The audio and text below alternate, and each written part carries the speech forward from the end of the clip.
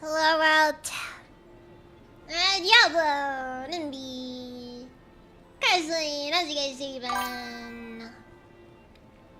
Please just pretend that I've been streaming for the past 2 hours. Please. And Zilliasto, welcome, how's you been? I have...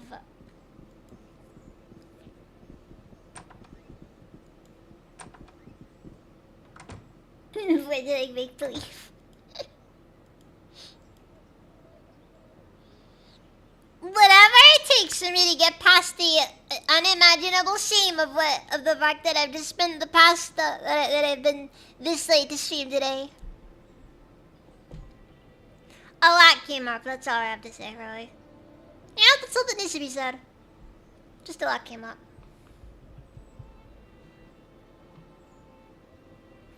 Alright, middle can.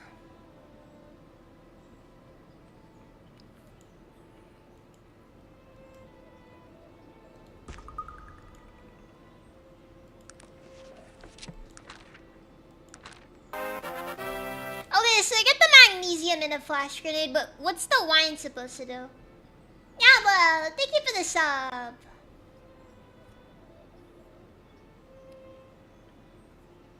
Yeah, but be honest, does wine and magnesium make an effective flashbang?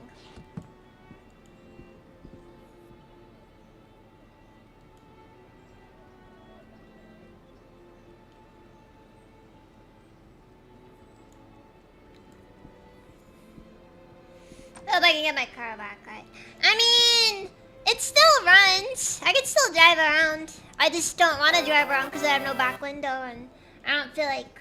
yeah, no, thank you for the gift sub. Thank you for the 2 gift subs. Driving around is kind of difficult though, because, you know... Well, not difficult. It's just... It's I have there's deterrence. There are deterrents to doing so.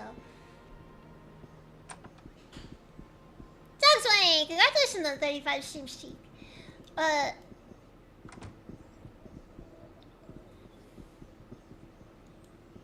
insanely ass though. I never had anything of value on my car.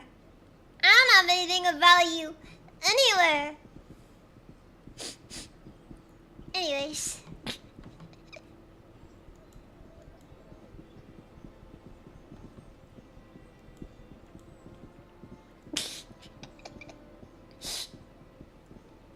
But anyways, oh, by the way, one thing I really need to get around to at this game.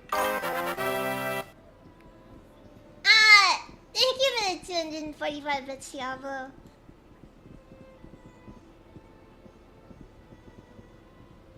Dude, come on!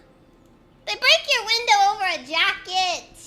Actually, insanely hostile. You're in, yeah, you live in the city, so I guess that makes sense.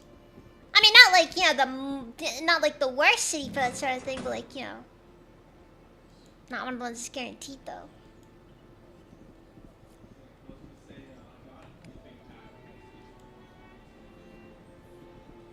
Yeah, not one of the nice ones where people don't try to break into your car.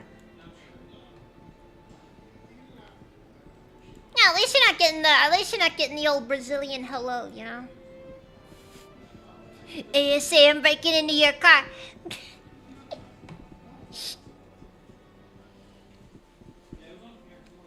I'm done with elves, Anarchy. I'm done with elves.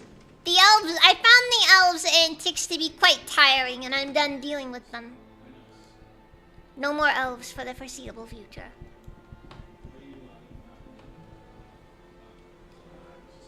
Also, Winters, how's your day been? Welcome. And how's your day been, Anarchy? Anyways, so another thing I really need to do with this game. Game guy, welcome, how's your day been? I need to get the materials together. And I very desperately need to make the banana bread. Oh, that's good to hear. That's good that you're at least you gotta follow up tomorrow, Anarchy. History books will not include what happened in the city of the Dark Elves recently. Listen, Diablo, listen. That was a bunch of ravenous half-ogres that just had to be put down, okay? Hold on a second, actually. You know what? I don't know if you guys are aware of this, but alongside your purchase of Arcanum, hold on. Let's see if I can find it. Is that at the very...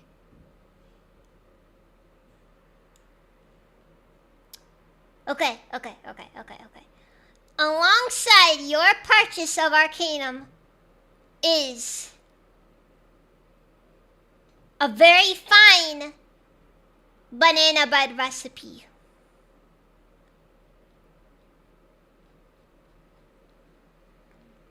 And I desperately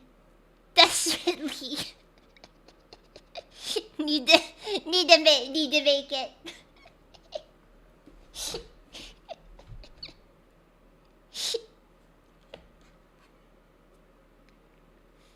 I made it too, by the way. There's just straight up a banana bread recipe.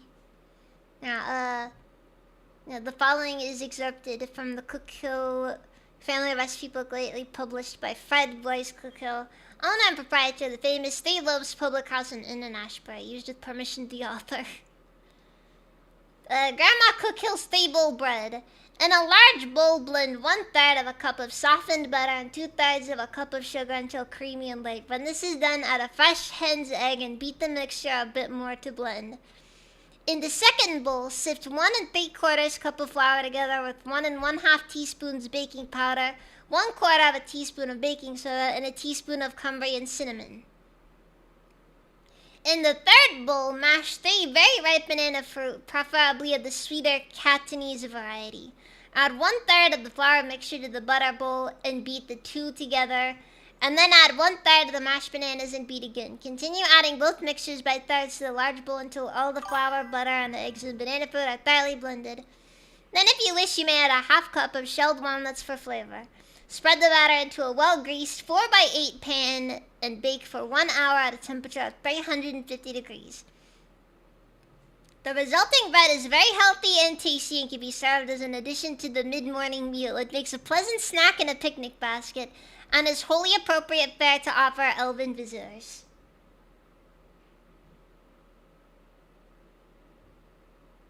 I gotta make this at some point. Or force Razor to make it, whichever comes first.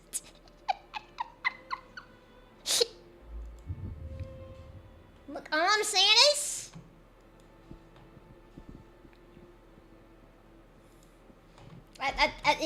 it sounds good to me.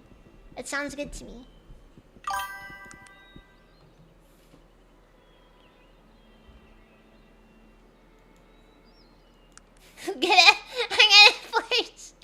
I'm gonna force Razor to make the Arcanum bread for me.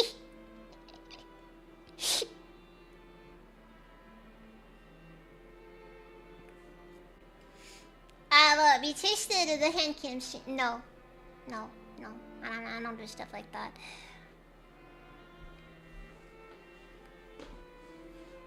We don't do that here. I'm sorry.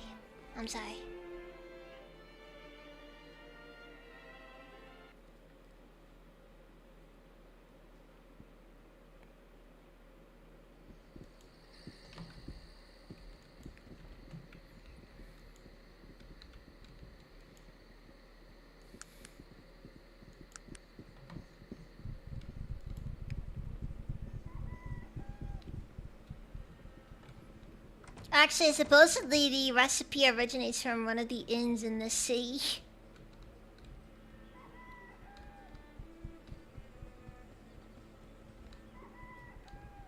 I had to say though, it also could be just a lore thing, cause you know. Anyways, I came here to go buy out this guy's supply of glasses. That's some deep lore. Again, I just have to stress, this is what I like about Arcanum. It's like, you ever see a game where just they put so much effort into it? Like, so much effort. And you just, when they don't really, like, you don't see games made like that half the time. You know, it's just, most of the time it feels like it's a cynical thing where they just don't care about what they made. Then you get the rare game like this where they had some very powerful artists on the development team.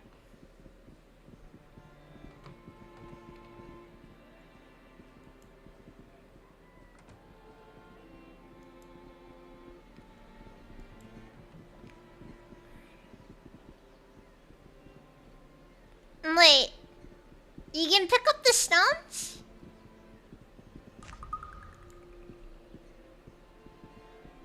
Don't tell me that I could have grabbed these stones and I could have taken them over to the to that one town that needed the stones for their shrine. That would be mildly upsetting if that was the case. Anyways, now where are we right now?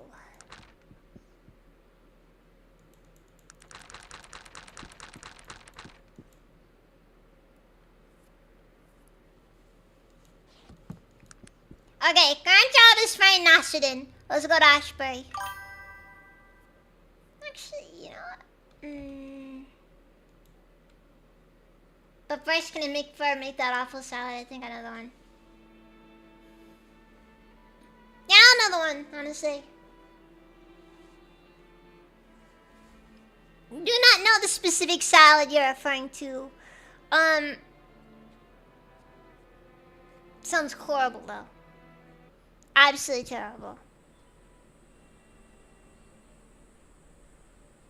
You know, if you guys lowered your price a little, I might have taken pity. Instead, now you have to entertain me.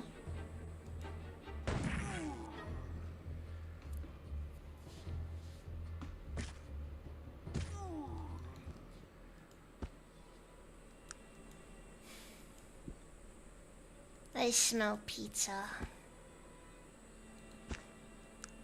Who said that orcs were allowed to have valuable objects like catthorn crystals?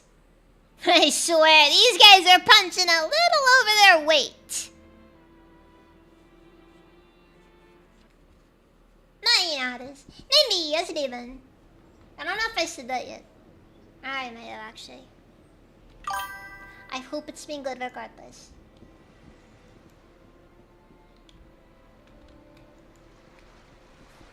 The one that creepy YouTube man made, the one I think is a CIA agent.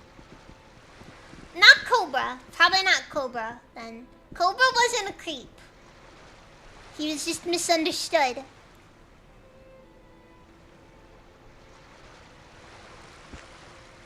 And the dry spell ended without him doing anything illegal, so, you know. He kind of won in the end.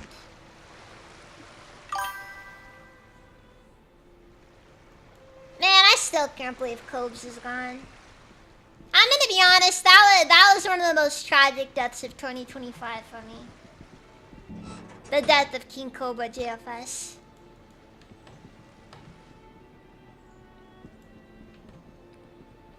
Like, you know, like seriously, me and Fur every so often we'd catch up on the lore, see what's been going on with Cobes, and just when that day came that we learned that there was gonna be no more lore, it just God. You feel it. You feel it.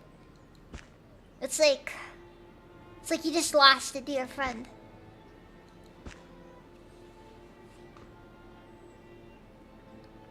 I'm sorry, give me a second. But yeah, anyways. We miss Cobes in this house. We miss Cobes. All we can do is hope that wherever he is now, he's rocking out with the whatever that one guy's name was. I can't remember. I think he died the same year, actually.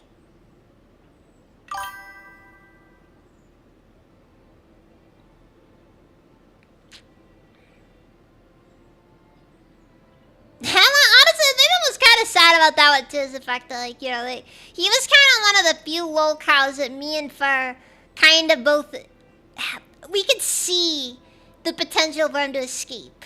You know, like most lolcows, I'm gonna be honest, you don't really see much potential to actually escape it. You know, Cobes is different. Cobes is different.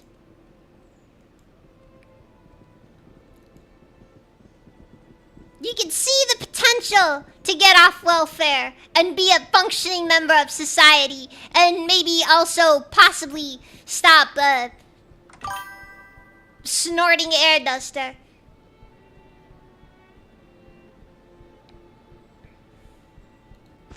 Unfortunately, the air duster thing did not happen, and yeah. Well, it's like, yeah, he wasn't like one of the really bad ones either. As far as like, yeah, lolcows went, he was decent enough.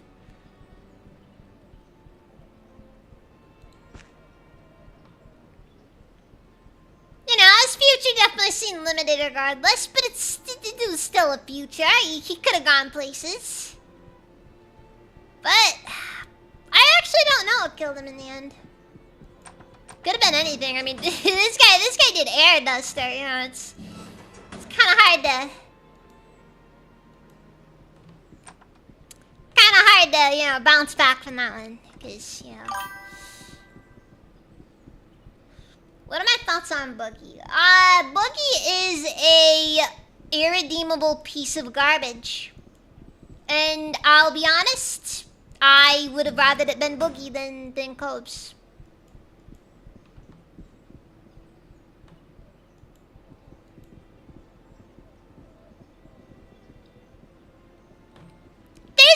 lot of things you can do without and be forgiven for.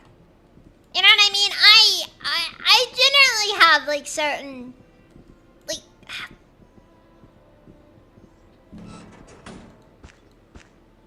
like there's a lot of things you can do and not like be considered an irredeemable piece of garbage. Yes, yes. Faking cancer. Thank you. How do you live with yourself after doing that? How do you be in the process of faking cancer and just not get that and not freaking do that? That's freaking irredeemable. You're a monster. And not only that, but doing so as a public figure, receiving donations. Like we're dipping into the territory of you're kind of taking advantage of your fans. No, you're not a good person if you do stuff like that. I'm sorry. Don't you freaking try to even justify it. How do you live with yourself?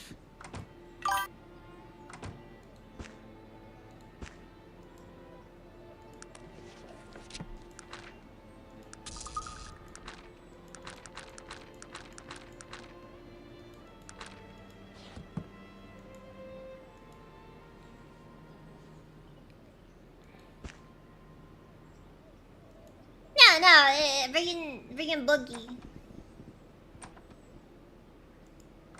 Oh yeah, and then you waste it.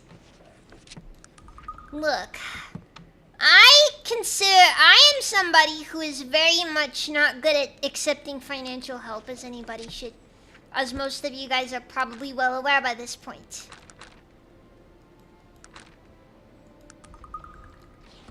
But I also like to think I know where the line is for a lot of things.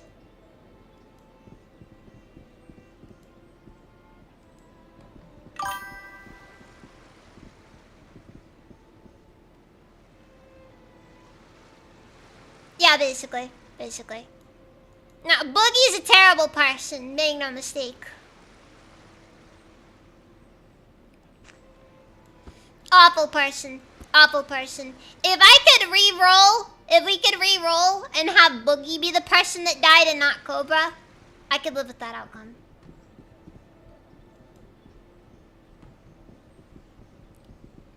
Is that like a line that would get me in trouble, or I don't know what the limit is here.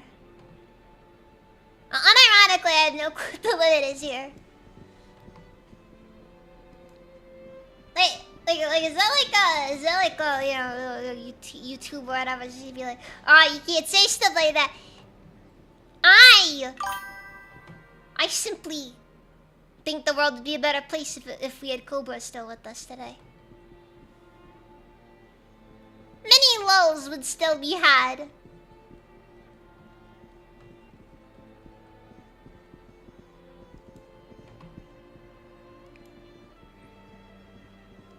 Alright, and maybe, just maybe, Cobes would be able to finally live in that lighthouse he dreamed of. I don't know why he dreamed of living in a lighthouse of all things, but it was his dream, dang it! It was his dream!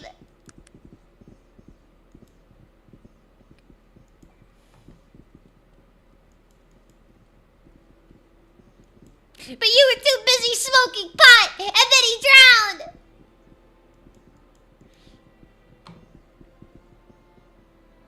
Anyways.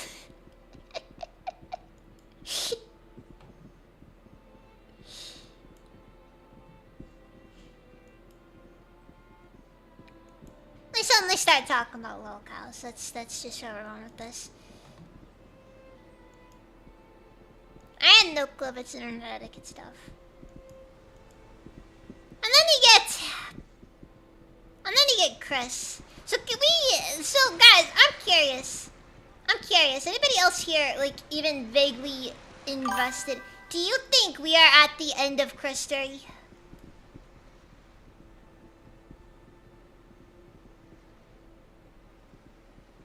Had to look up the term. Didn't know it had one. Wait, what term? Lolcow? Yeah, Christy! Because Chris has become boring. Christian. You know, that person.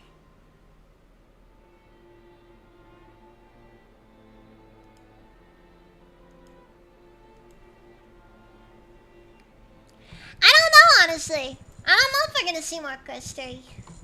Cause, dude, I mean it when I say it. Chris is kind of boring these days.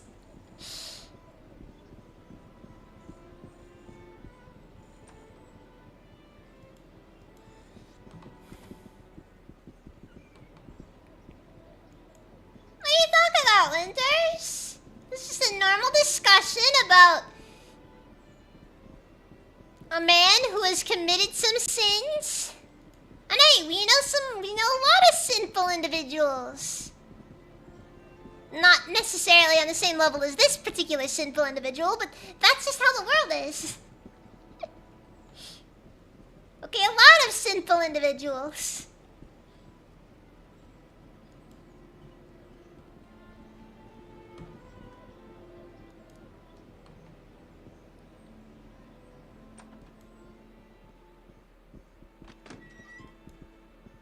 So they're not gonna put the grave back, are they?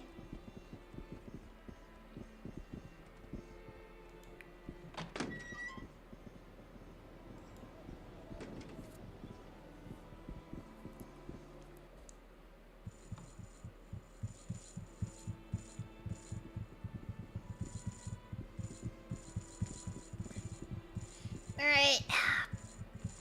Oh, it's you. You finally come, the Blunch class survivor. I saw your picture in the Tarantian. I'm Alexander, first acolyte of the temple. It's a great pleasure to meet you. Well, what are you talking about? Do you have any idea what that means? It's you. You're the living one. It's a miracle. Oh, no. Oh, no. Not more of these. I desecrated a grave and they're not fixing it. I mean, I am the problem. You the people who freaking just leave a grave open. All over the... No, this is the cult I'm already a part of. Or, not really a part of. Vaguely associated with. Out of proportion. This is an astronomical event. The return of Nostradamus, the final battle, the end of all we know, and a new beginning, the most amazing. Fine, and the living one, do as I say and shut up. Of course, he composed himself, but just barely. Forgive my excitement, exalted one. We have waited for you for a long time. Let's keep this between us. Of course, but you must listen to me. We were warned by the high priest to expect your arrival. And he told us to scorn you as an imposter. For some reason, he refuses to believe. I can understand this position, but the whole thing is a bit odd. Alexander laughs. There are times when all of us find it difficult to follow the path chosen for us. In the end, does it really matter if you were or weren't? You seem intent on discovering what has happened. And already you and Aranox have crossed paths. If you thwart his plan, you will have played the role of the living one. Is there any difference in the end? I suppose not. I just wish people would stop trying to kill me. I'm not worried. You've come this far, regardless of what you think. I feel that fate has chosen a worthy champion. Now, how can I be of further service? Yes, what can I expect from people around here? You should be very careful about who you reveal yourself to. If you speak with Hadrian, the archaeologist, you may not want to tell him. He's a great man of faith, but he's old. Belief in you will come slowly. Gunther Wilhelm is a brilliant man and open to new ideas. I believe he will accept you immediately. Thank you, I remember that. I have a few more questions. What can you tell me of the Panari Church? Is it a doomsday or harem cult? It's kind of more one of those, like, you know, second coming of the random individual cult, you know?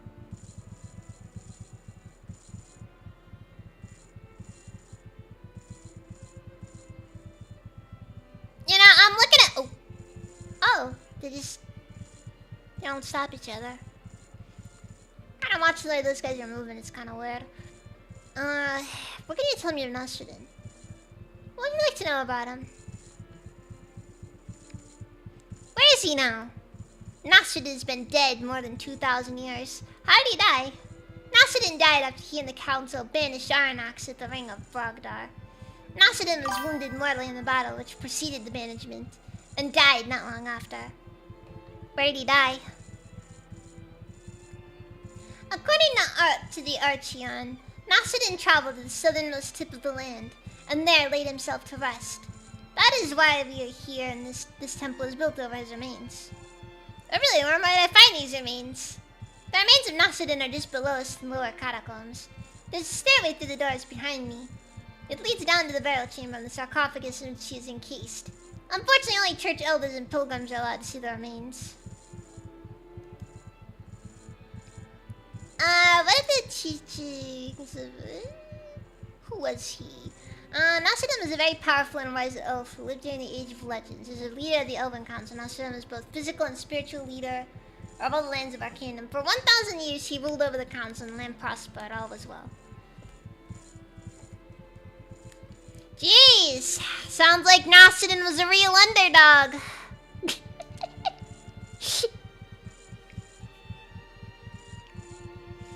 You know, I'm starting to get the feeling this might be a little bit, what's the word? Off? I don't know.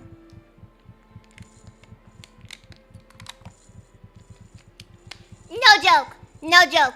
This is what I did. This is what I did at one of my old jobs. Just walking in a circle around the place. I got so many steps in. I lost so many calories.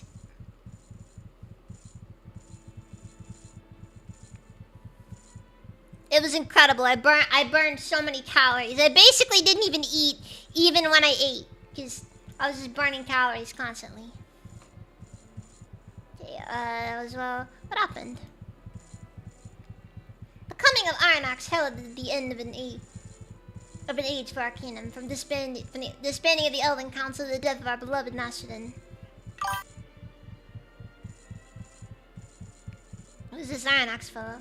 Aranax is an elf of the original Elven Council during the Age of Legends. According to history, Aranax is a very evil elf. He had personal interest in gaining control of the council and using it to his own dark ends. Aranax thought that not only should elves rule, but that they should subjugate other races. Nasruddin came to our defense. I'm gonna be honest, Aranax is just a very evil name. Do not recommend you name your child Aranax. Any name that ends with an X is probably gonna be a villain, okay?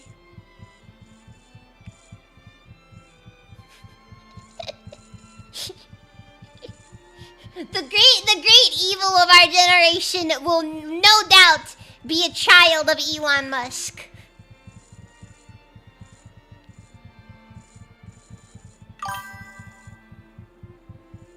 Aranax is a terrible baby name. Oh, I agree. Sounds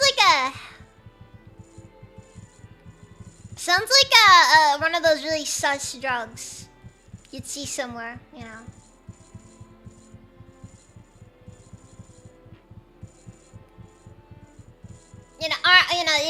Be careful taking Aranax because it could rupture your liver.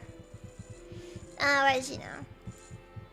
Aranax was banished by Nasruddin and the council after a large battle near the Ring of Brogdar. Aranax had waged war against the council. It is speculated that he tried to wrest control of the council for Nasruddin for his own purposes. Nasruddin died from the wounds he received in that battle. You say it was banished. What does that mean? When someone is banished, they are sent to what is known as the Void. And the Void, what is that? Well, my friend, that is an area of some debate. Many say the Void is an actual place, a plane of existence where the evil pay for their transgressions for all of eternity. Others say the Void is merely a state of unbeing, not an actual plane. What is known is that when someone is banished, they are no longer here, and they cannot come back. How is that any different from death?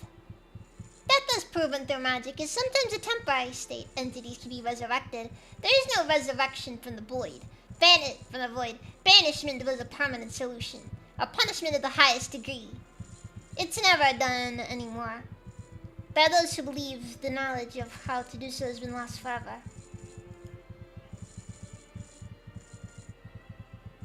Has anyone else ever been banished? Yes, others have been banished over the centuries. The Archeon actually names 4 of them. Specifically, Gorgoth, the Bane of Kree, Kurgan, and Krakatoa!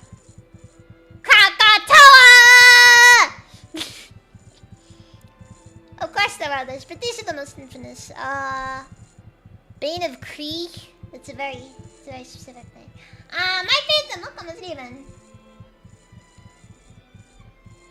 Is the void under the throne again? The Bane of Kree was a nomad warrior who was able to gather tribes nearly nearly all the ancient nomadic tribes and create a vicious army out of them. When his army descended on the city of Kree, he mercilessly killed every man, woman, and child that lived there. Nassadin was forced to confront him and banish him single-handedly. Kurgan? Kurgan was the very first mage to ever delve into the darker side of necromancy. I think I read this guy's journal! Maybe. The Elven Council, when they found out what he was doing, demanded he cease his studies. He refused and they banished him. Krakatoa? Krakatoa was a conniving, twisted monster, half man and half dragon who terrorized cities and villages, killing their inhabitants and burning them to the ground. With the strength of a dragon, but the dark heart of basest man, he was evil beyond comprehension.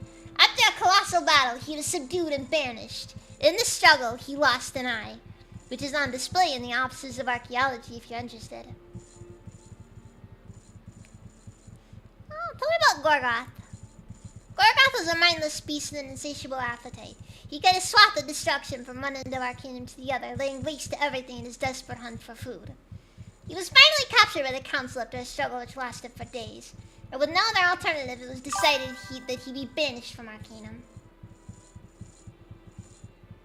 Burn and eating the country, burn and eating all the people. He was Krakatoa! next.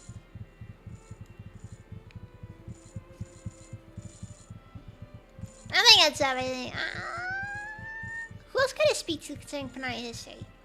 There are many scholars of the first temple of Panari. The two most learned are Hadrian, the church archaeologist, and Gunther Williams, the church historian. Where might I find them? When I'm finished speaking, I'll open the doors for you. Alright, I'll be leaving now. Finally, I can... Do you see that man? The one at the front of the temple? Yes, who's that? That's Alexander, first acolyte of the Panari Church. I never thought I'd actually lay eyes on him. Come on, Virgil. You're supposed to be starstruck when it's me. No one knows. The man's a living legend. Joaquin used to tell me stories about him. Not a nobler soul in all of Arcanum, it said. And he's a skilled warrior as well. Not the sort you want to tangle with. I was the only one that got you going, getting all starstruck.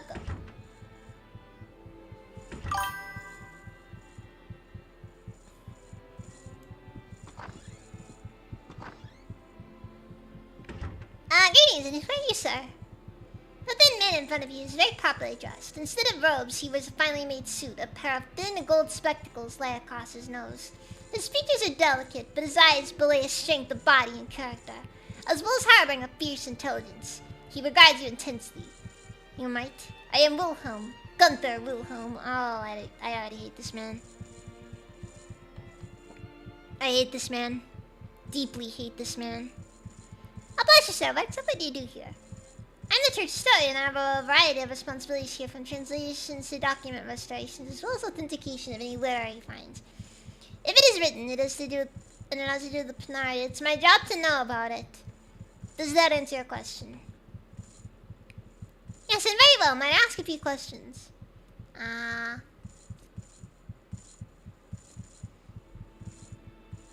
me of your work. What about my work are you interested in? What are you currently working on? Currently, I'm doing some research on older translations of the Archeon. I found some interesting discrepancies that I'm looking into. Discrepancies.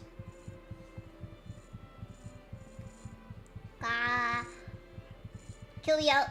I already killed them! Well, not all of them. Mostly just the dark elves. But that's just because they were godless dark elves.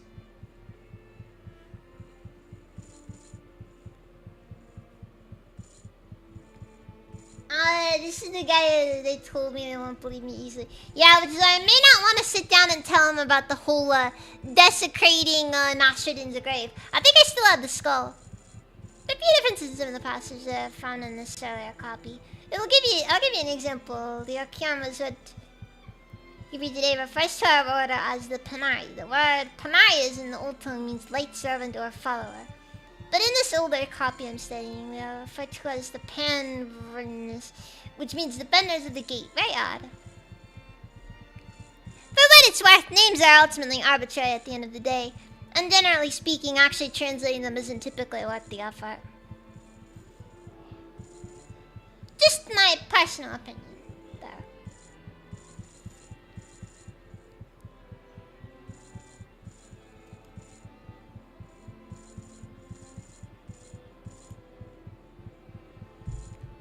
Should probably drop a save before I go talking anymore.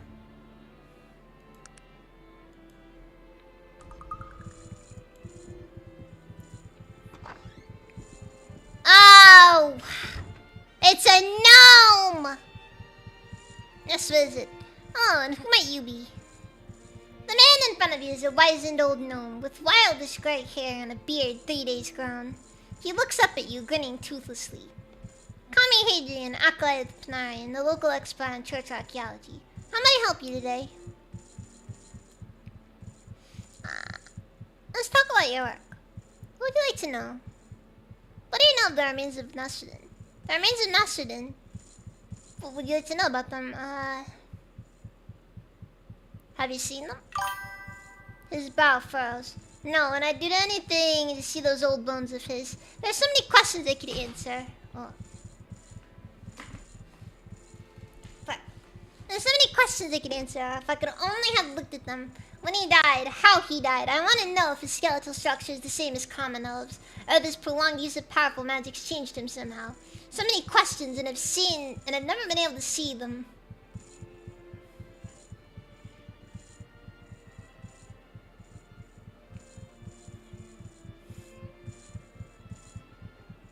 Check your pockets when you're done talking to the gnome. I know how to deal with gnomes. I know what you gotta do when gnomes are involved.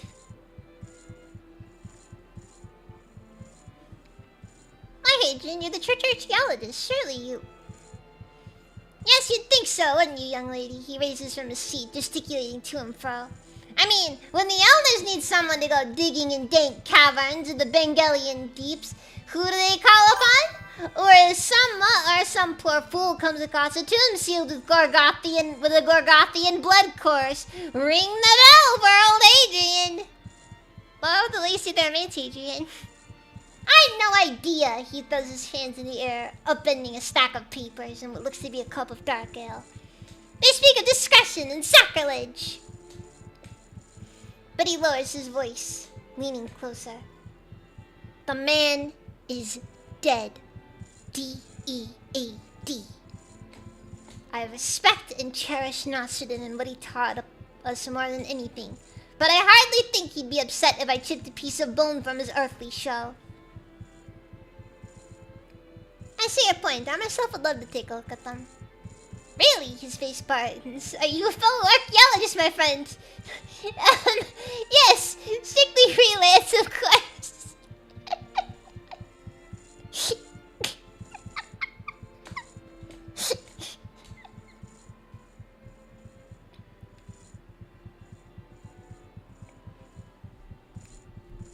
Lots appreciated, my phantom. The extra positivity is always nice to see. Even in death, you try to steal from us, you filthy gnomes. I'm something of an archaeologist myself, you know. I've obtained a lot of holy relics and then promptly thrown them in the trash.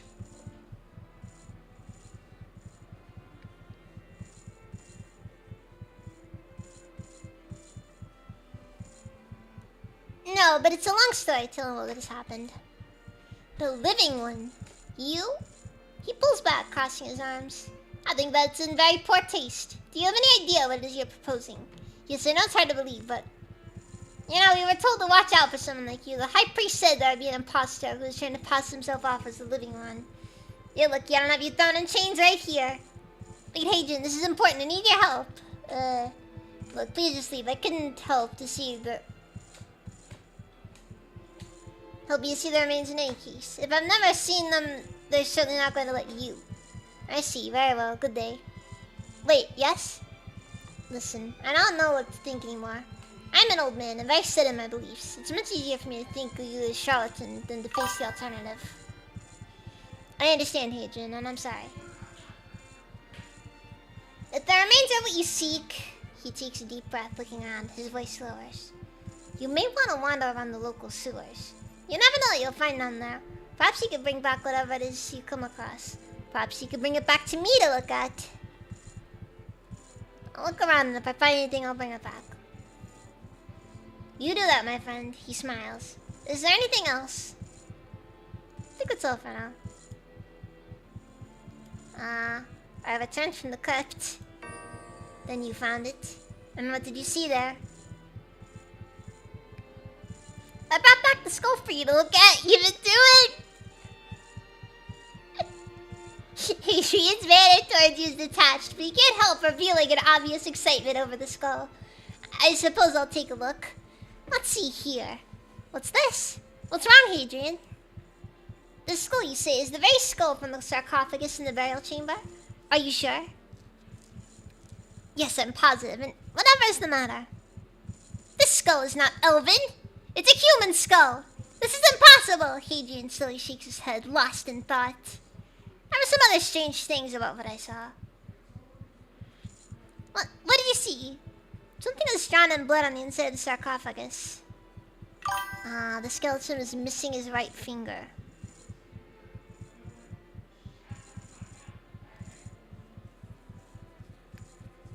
His right finger? Hadrian's face goes pale. You know what that means? Oh no, it couldn't be. What? Hadrian, what are you talking about? One of the objects I have here is the finger of Manox. There is a legend associated with it. It was never known that the finger was actually that of the great saint. It would seem that it might very well be. Are you saying that the body in the sarcophagus is Manox? I don't know. Good God! Hadrian looks dully out the window. He's obviously in shock. Why would they have buried him in the tomb of Mastodon? He trails off. There's something else. Tell him of the message in blood. I don't know what that symbolizes, nor why it would be there. The word sounds like ancient Panarum. An ancient language used by the early church elders. It hasn't been used for centuries, but Gunther Wilhelm is an expert and would know what it means. It was drawn there by, oh God, they buried him alive!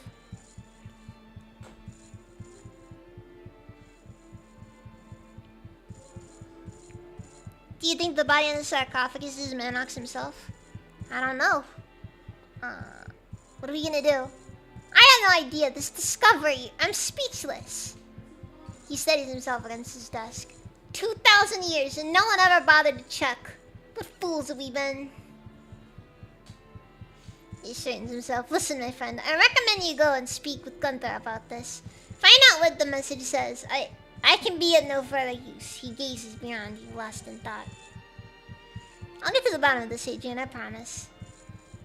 Perhaps this was a stone better left unturned, my friend. It's not every day that one is faced with the negation of his belief. He lowers his head. I just made this gnome into an atheist.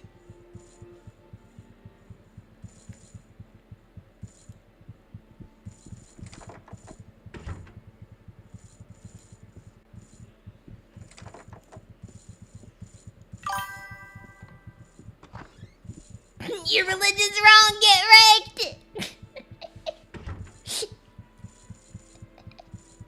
You built your sacred temple in the wrong place, freaking idiot!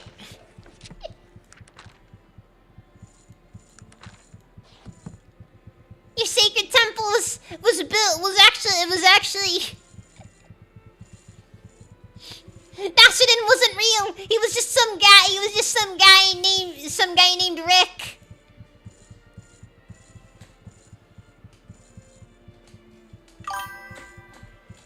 Hello again, Gunther. Have you a moment? I've discovered something about the... let's see here. I had some questions about the reign of Basildon. What do you know about that? Paternity! Welcome, Demon! Demon!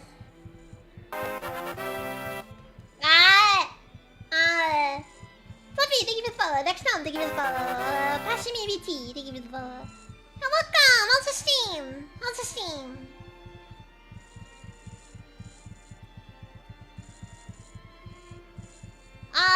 Is anybody here can give a shout out? I do not believe so.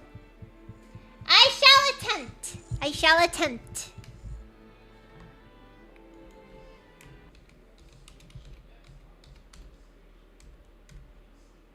Alright, there we go. There we go. Alright, you just gotta get this back up and hope it actually gets back up. Alright, we're good. We're good. Oh yeah, how was the stream? What'd you play?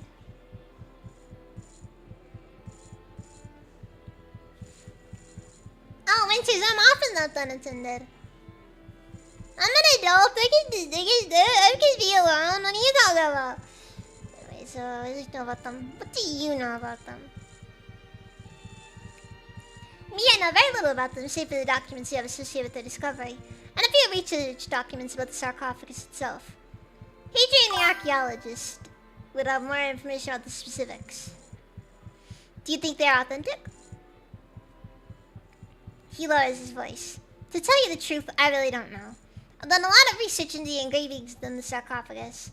Everything seems to be in order. It just seems to me that it's all very convenient. I mean, who buried him? We have no records of that. There's no doubt that an elf of his stature would have been given an elaborate burial, but who did it? We don't know. Did the church record say who did? Kami welcome. Online Scout, welcome. How's it guys doing? How's everybody's doing? ASMR. Okay, okay. A lot of whispering.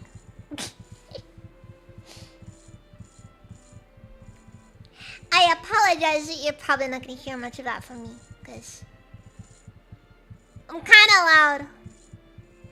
It's very loud.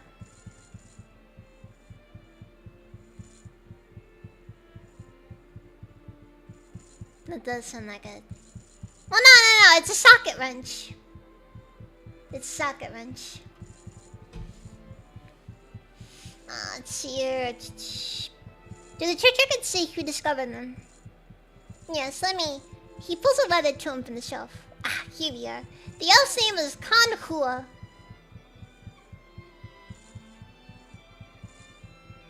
I think I already made the joke about this guy's name, so I'm not gonna continue that one. I'm not gonna make the joke.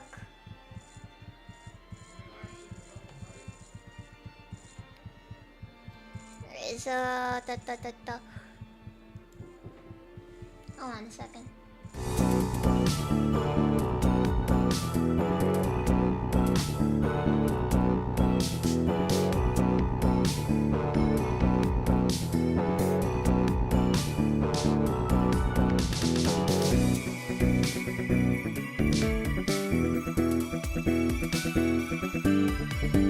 Sorry about that.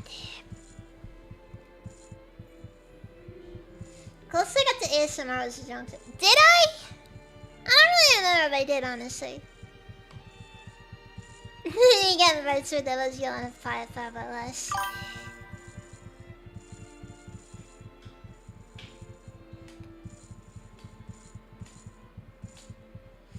Now, We still got a good 4-ish months before my next jump stream, so yeah, we're probably good. We're probably good.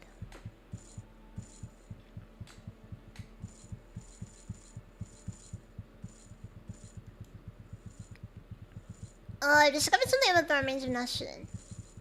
Tell him of the remains. I see. That is very interesting. I, too, have recently discovered something which might make sense of this. But tell me, friend, you're interested in this matter. Is it solely out of archaeological curiosity? It would seem your motivation to go deeper.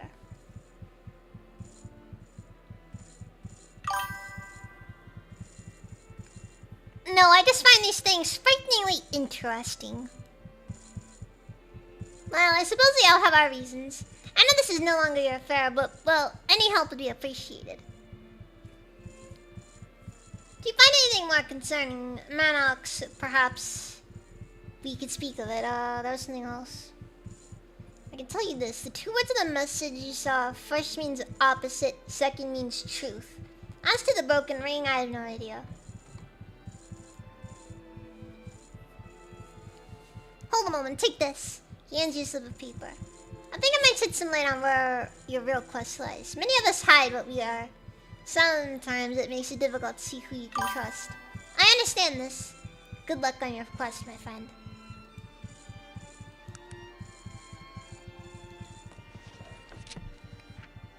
I found a discrepancy in the translation of the Archeon. We assumed that the southernmost tip of the island meant the mainland. Not true. This older translation says Nasrin crossed the waters and then laid him down the rest. Perhaps those remains are not here, but the Isle of Thanatos, the island the southernmost of any land in our kingdom. You never realize how expensive going on the ships is, right? Like with a group of my size, it's 600. It's 600. Ooh, priest robes.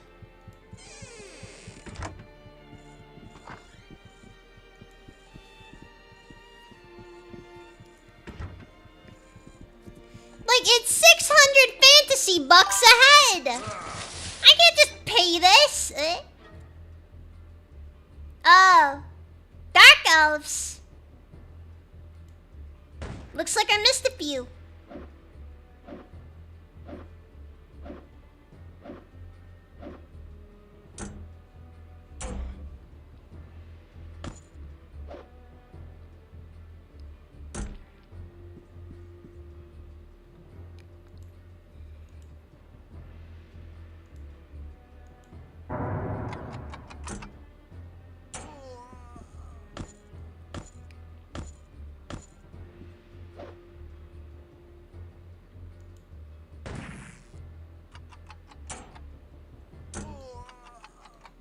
Alright, now I'm done killing all the dark elves.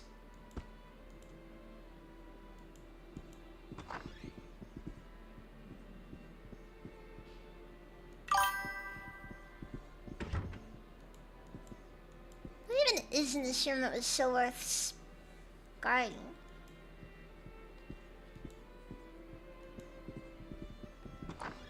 Also got a note, the presence of dark elves in here is, actually kind of disconcerting, and it seems very likely that the Panari are a compromised organization.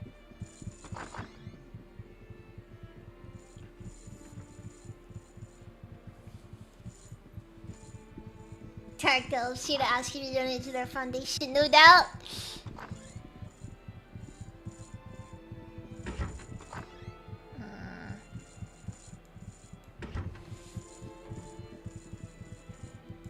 Like, I'm just saying, based on what I know, dark elves are not to be trusted, at least in the context of the Panari.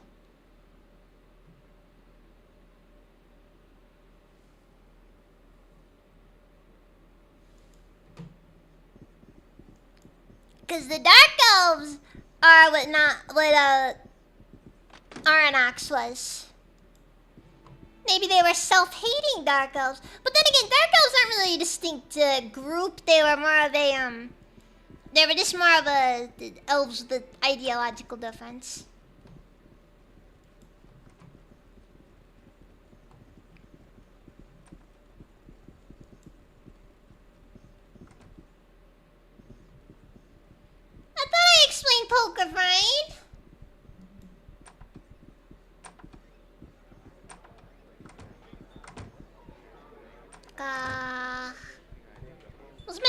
anything to eat.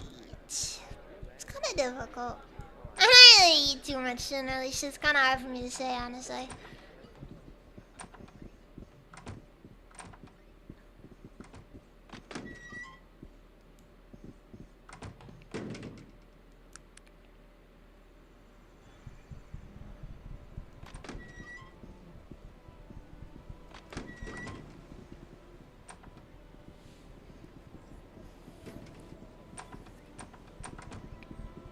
The Balkanite was fun, though.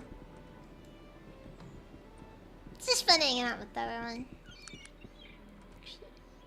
Ah, next level I should get 2 things. Who am I gonna put the points into, though? I got some options. I either do chemistry or herbology. Not like either of them really get me much though, cause I don't know if the corrosive acid is worth all that much. Same thing with the poison cure.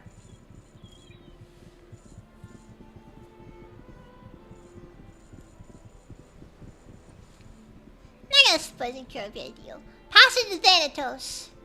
Thanatos. You'll not find anyone fool enough to take you to that destination around here. Try Blackroot. That place is full of desperate fools. How about Blackroot?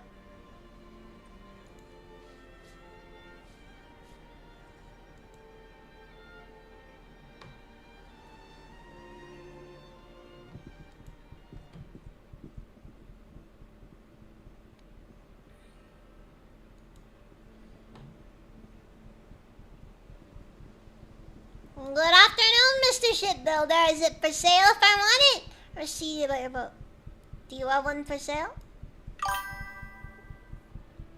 He smiles widely at you. Why, yes, I do, as a matter of fact. He indicates the boat behind him. We just finished building this one right here to steal it. 50,000 coins. I don't have that much coin. Perhaps we can work something out. I'm truly sorry that I have no epic adventure to send you on to achieve a magical family heirloom. 50,000 is the price. That is final. Goodbye then. I gotta go talk to my sugar daddy.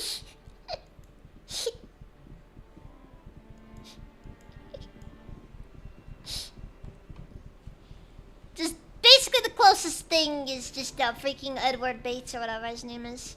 I can't remember his first name. All I know is he has a serial killer last name.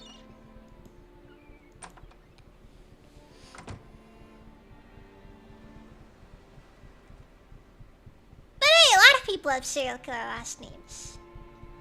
Some people have serial killer first names.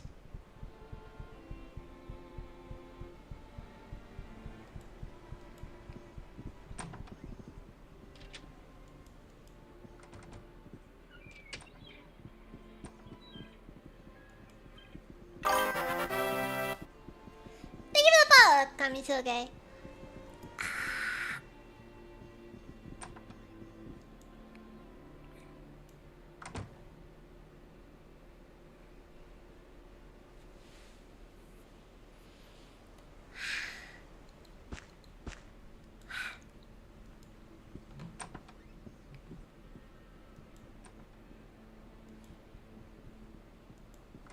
Anyways.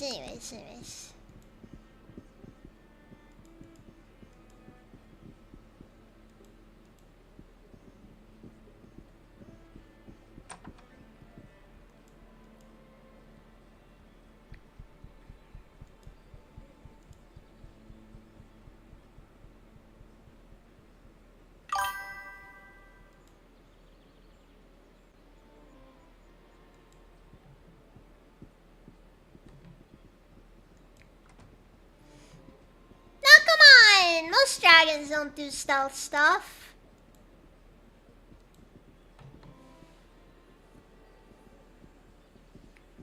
When you're strong, stealth is always optional. Speaking of stealth, I am still kind of upset with Splinter Cell Blacklist. It's like you ever play a game in a series and you're just like, man, now I know why the series died.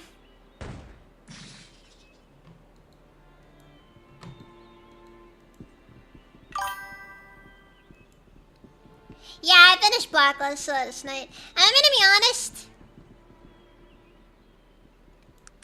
I do not understand that ending, honestly. Like, the best they have is that, like, I guess Sam decided not to kill the main antagonist, and it's like... Instead he gets to have fun in a random CIA black site, I don't know. Yes, that is the last one. And no, I'm not doing the multiplayer stuff because I'm gonna be real with you. I don't feel like it. I don't feel like doing all of it. It's just whatever. Honestly, the gameplay of Splinter Cell Blacklist kind of sucked. Not a fan, and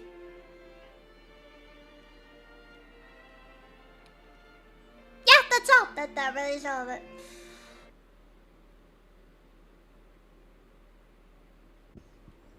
Oh yeah, no, we gotta have a funeral for Splinter Cell. Splinter Cell was a series. It existed. And frankly, it brought almost as much joy as it did pain. I'm half convinced Splinter Cell has no doubt destroyed many relationships. And I honestly question why the series was allowed to go on as long as it did. But, you know, we're here. And that's that. That really is just all of it.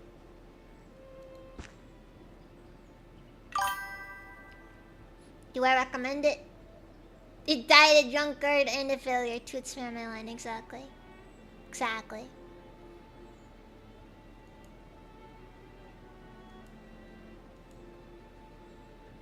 Okay, so honest question. Do we have the space to carry around an extra steam engine?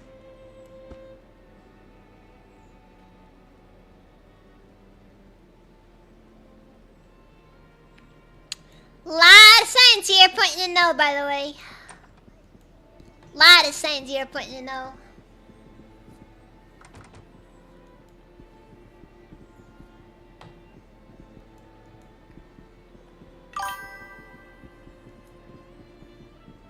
Well, I have a party slot open. And I need to make another, you know, another automaton. After all.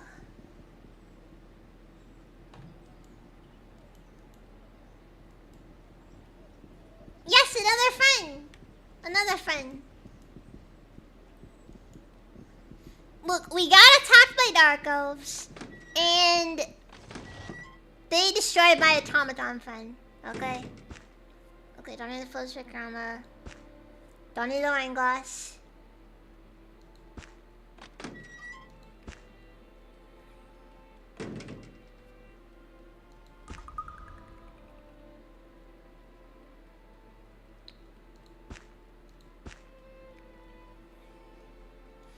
You know, we'll see if the storage crate will actually serve as storage. I think this is, if anything is ever going to be a good test for this, this is going to be the one. I think that's enough space to carry on a steam engine.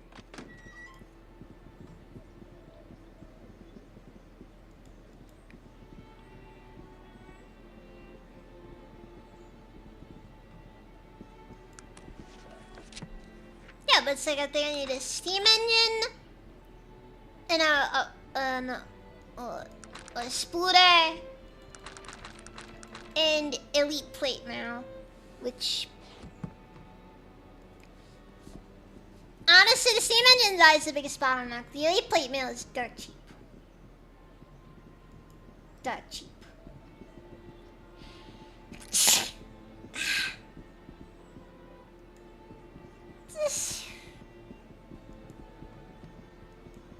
Anyways.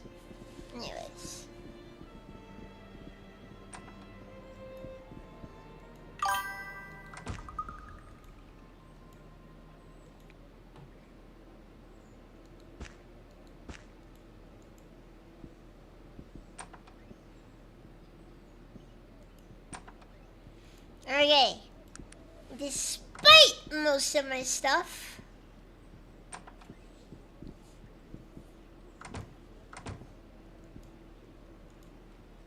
I am very over encumbered.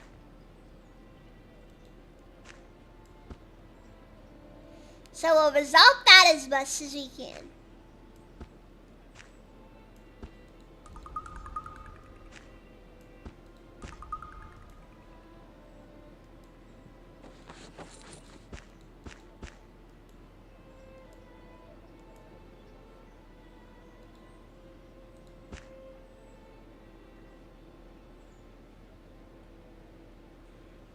God. Nah. Anyways, hope I'm not catching. I'm not catching anything, yo. Poor Razor though has been sick for the past week. Alright, Diablo. You have a nice night. Sleep well.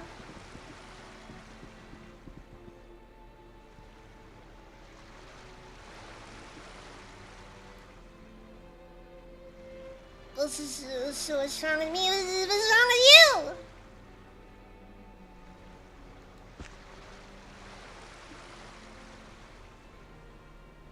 I'm a good noodle. Okay, so I guess we start by focusing here. Mechanized directed, small steam engine, large gears. I believe we have both. No? Are you by any chance selling large gears? The largest gears you have, it costs more than you can. Okay. I see where this is going. I forgot how expensive steam engines are.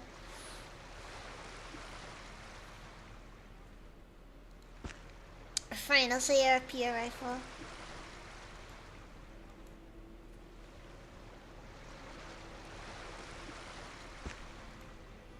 Here, Blade of Xerxes. This thing has served its purpose. 6 coins. The Blade of Xerxes, an ancient dagger forged to kill an evil demon that threatened to destroy all of Arcanum. I'm getting pawn starred over here. This is awful. They're pawn starsing me. They're really just over here dropping the best I can do is $6. You freaking, you monster! You monster!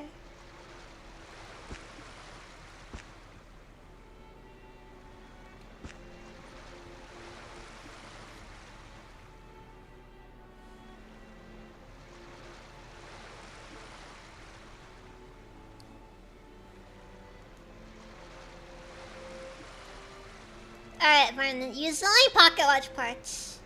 I'm buying those.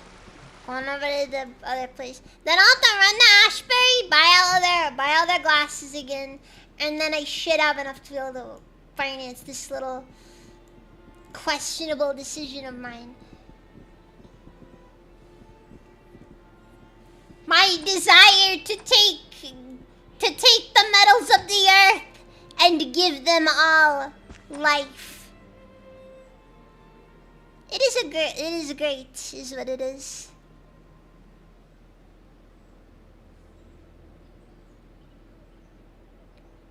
Oh, so very great. But equally so. It is misguided.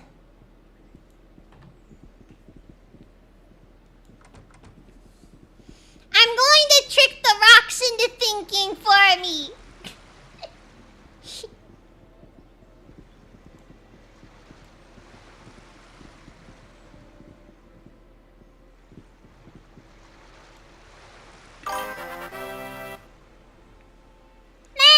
Thank you for the raid. Welcome, raiders. Do we have anybody who can handle a raid? I'm assuming not, but still. I just like to know.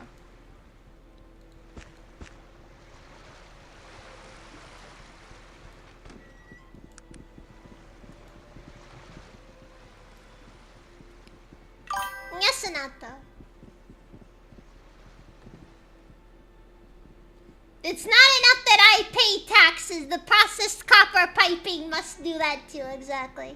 Also, Golden, welcome, is it even? I hope it's been better than yesterday apparently was. Oh, I forgot. Gotta get some Professor Alternative over here.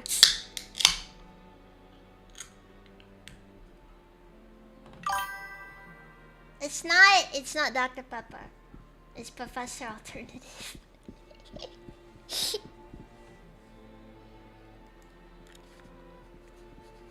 Yeah, welcome there, welcome. It's been a bit.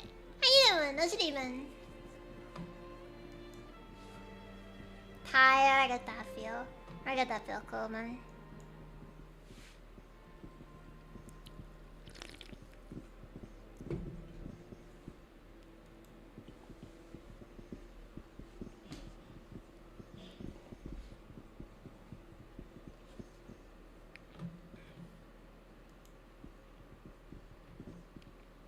You know, I have a feeling that Dr. Pepper wasn't even a real doctor.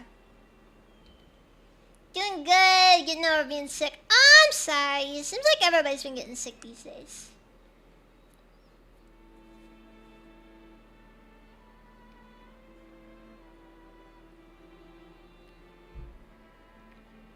Everybody's been getting sick. No, great. More orcs.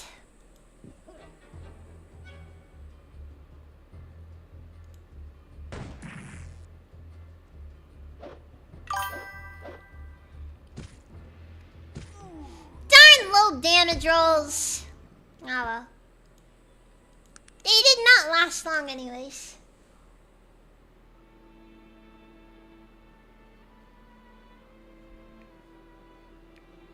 Yeah, seems like everyone's getting sick these days. It is kind of getting that time of year though. Spring's kind of the worst time ever for getting sick. Because everybody gets sick.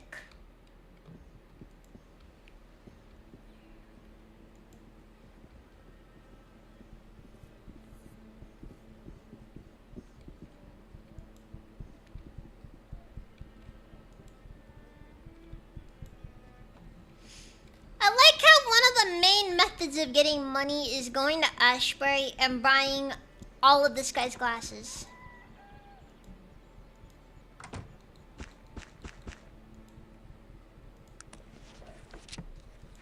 And then right in front of him, turning them into something that is very much not glasses.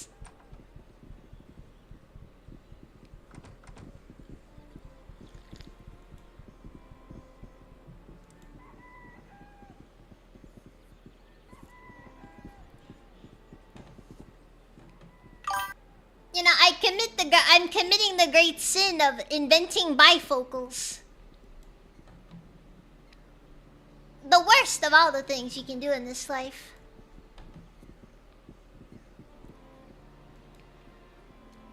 You know, Ben Franklin invented the bifocal.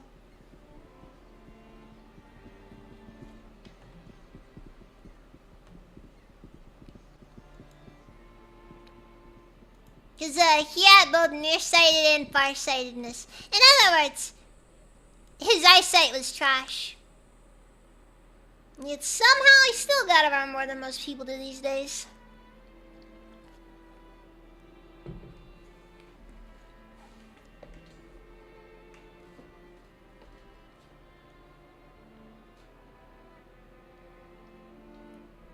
Didn't know he swung that. Yeah, exactly.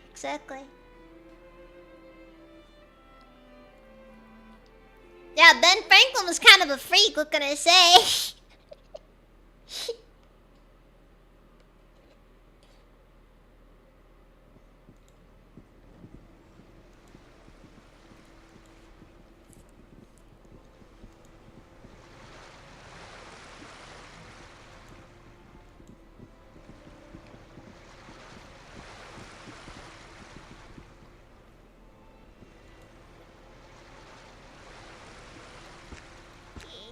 Toss you.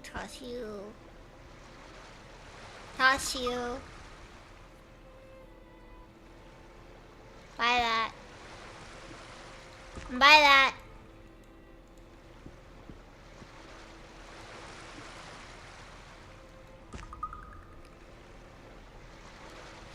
Alright then, so now I just gotta go on ahead and get the materials to make featherweight chainmail, and then subsequently make a and then elite plate mail, and then I can get to committing a great sin against the Almighty.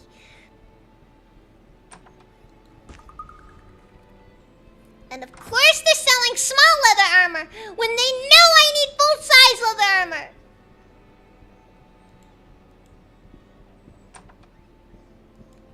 I am very frustrated. I am very frustrated.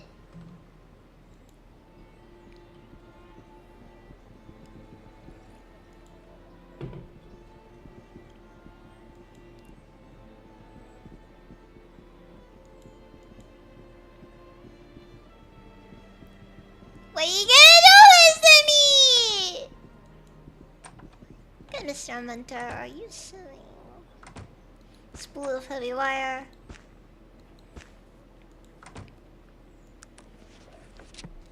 Make more eye gear to make more money! Cause I need more money. Cause I got stuff. Anyways.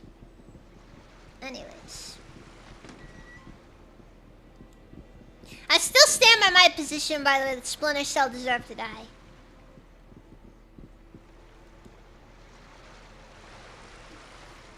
I don't like that that's just how it is, but like, based on just everything I experienced in the series, physician found brutally murdered. Well, I do like hearing about the doctors occasionally getting what's coming to them. Botch up my surgery, why don't ya?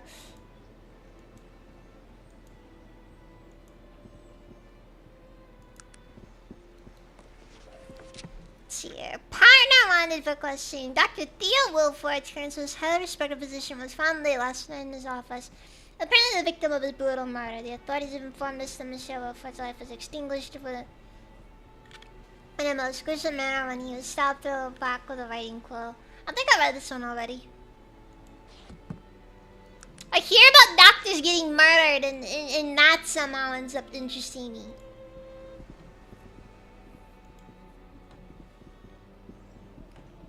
What can I say? I got my mom's interest in true crime.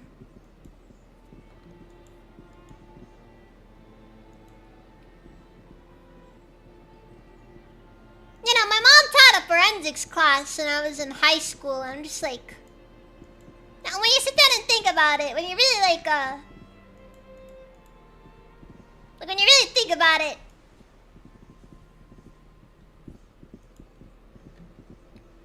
that probably is a bit of a red flag, isn't it? Just, you know.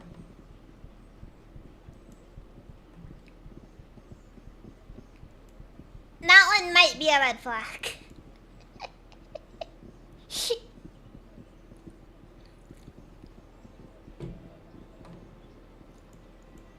No, like you go through, you think your childhood was normal, and then like,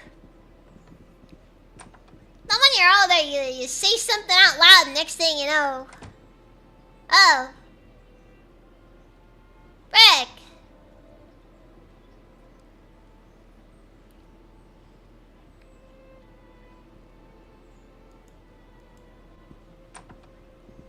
It just all makes so much more sense now.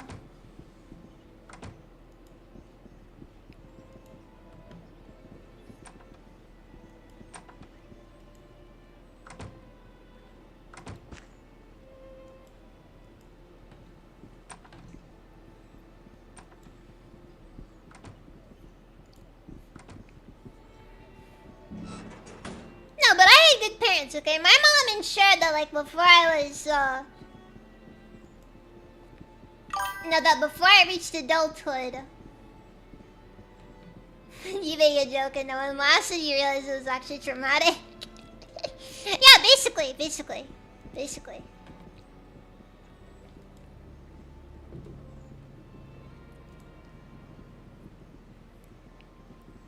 Natsu is great. You don't gotta. I don't gotta justify anything to you people, okay?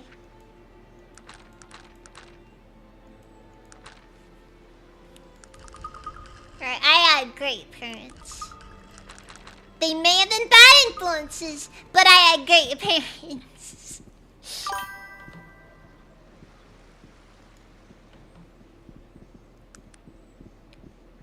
You know what I meant, Winters. You clippers. Alright, no, you're more of an editor than a clipper. Same difference.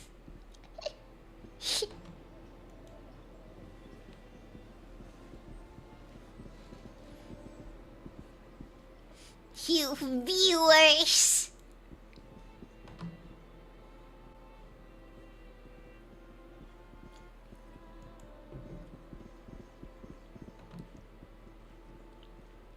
Bro, that's like the N-word for editors.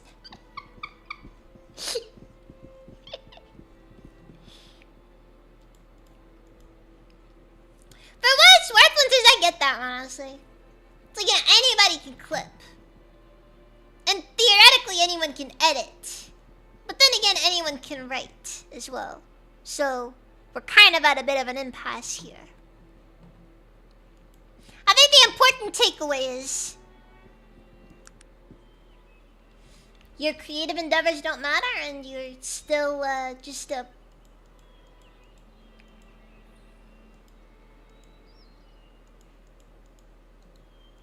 It doesn't matter what you do.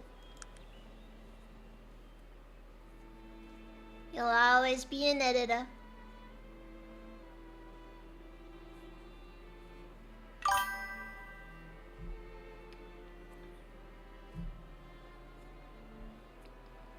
Hey, you wanna talk some real art? You wanna talk some real art, Winters? YouTube poops are an art form.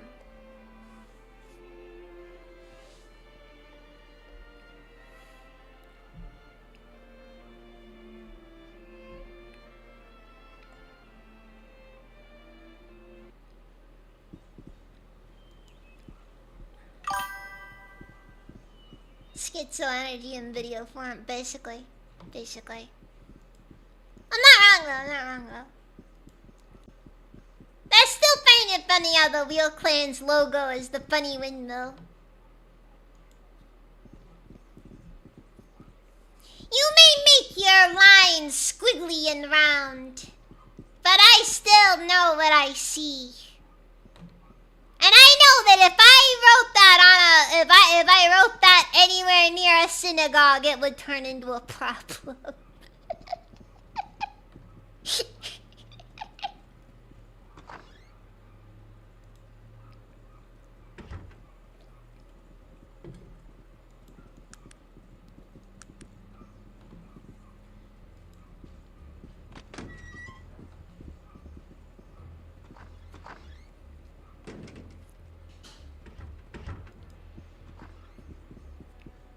You laugh, but you only laugh because you know if you don't laugh, you'll cry.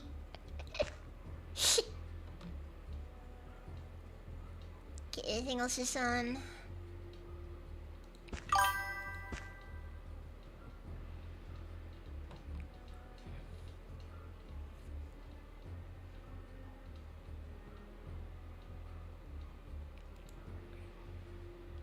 You know, sometimes I say things and like I have the sense to know I probably shouldn't have said that.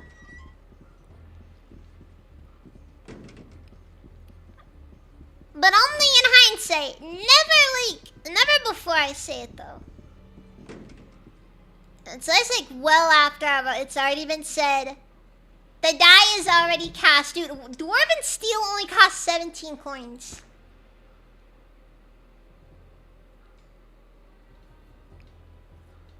Like, what the frick?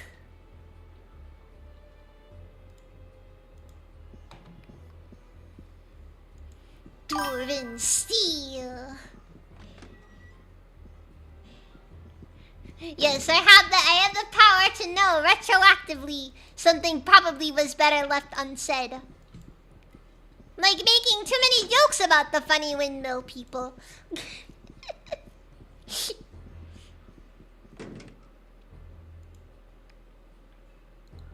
You know, for what it's worth, I guess it does make a little bit more sense that these guys did give my half-ogre friend a lot of dirty looks when we walked in.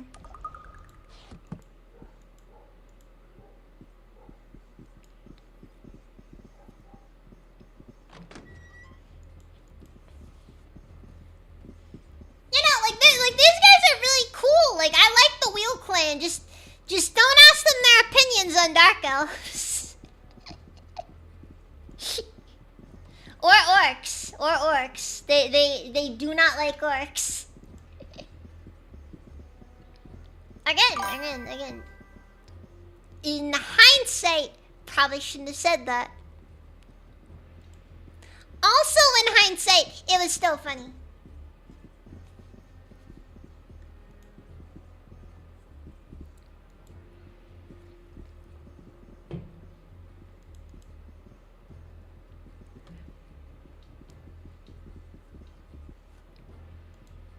Now they just see you followed by a half ogre. They're just like, I hope you guys are keeping that thing on a leash.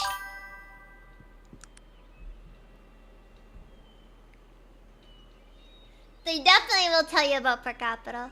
Oh yeah, no, that's why we like them. That's why we like Wheel Clan. Wheel Clan's just real. The Wheel Clan guys are just real.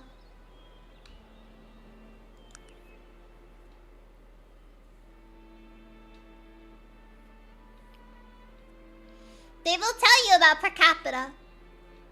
They won't ask you if you want to know. They'll just tell you.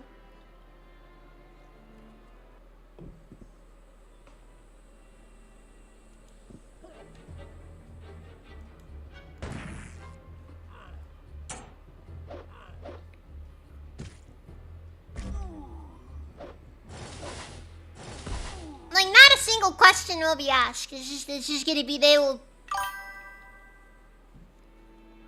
No, they're just gonna be like, have you ever noticed how whenever you get stopped in the road in Arcanum, it's always an orc for some reason? Isn't that strange? Curious.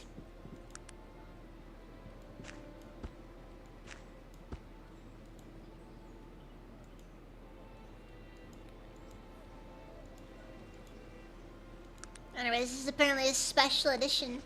Special edition! Letter to the editor. Sirs, I am forced to write again in protest of your recent arts column recommending the infamous Momor's Dance production of the Old Market Theater. Yet again, the sadly misguided Miss Sykes has seen fit to praise all that is wrong with and horrible in today's artistic society. To take the ancient and traditional Momor's tales and corrupt them in this way is an outrage. Miss Sykes finds the consuming for this travesty to be a sight for sore eyes. I admit that my eyes were sore with weeping to see the traditional costumes and masks of this production replaced with the mundane clothes of the modern world. Miss Sykes also praised the use of the current idiomatic dialogue to take the words of the greatest human poet in recorded history and turn them into some disgusting working class joggle is a work of pure vandalism. To add insult to injury, I believe that the actor playing the part of the kindly peasant was played by some sort of half-breed orc. This is the sort of disgusting mess that your newspaper sees fit to praise. I assure you, sirs, my husband is on the staff of Lord Beaumont, and I intend to ask him to use every ounce of his influence so that he can muster to do something about this. You have not heard the last of me, Miss Celeste Knight Phillips. She was not happy. Look, I'm just saying, look. First they're gonna introduce a half-orc. First they're gonna have a half-orc playing... playing as like a peasant character in the background. Next thing you know, the protagonist of every single production is gonna be like a full-on, full-blooded orc. It's disgusting. I hate it. I hate it.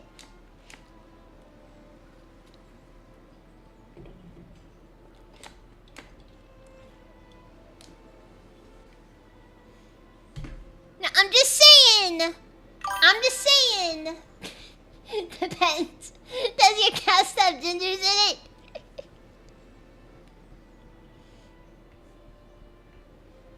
I mean, what's next? Are we gonna have the protagonist being played by a gnome? That'd be absurd. And yet, for some reason, the orcish lobby really wants to push these things. Anyway, special announcement. Please to announce the start of a series of foreign correspondence from our news traveling observer. Miss Guinevere E. Sakes. Miss Sakes will be making an extended visit to many of our neighboring lands, and our editors have employed her to provide us with many narrative descriptions of the fascinating people and places that she will see. We urge all of our loyal readers to prepare and be astounded by the tales that Miss Sakes will tell us, and to watch for future installments in this exciting series.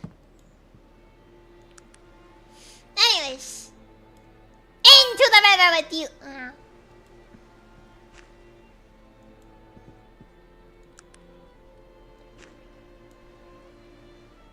Into the river with you.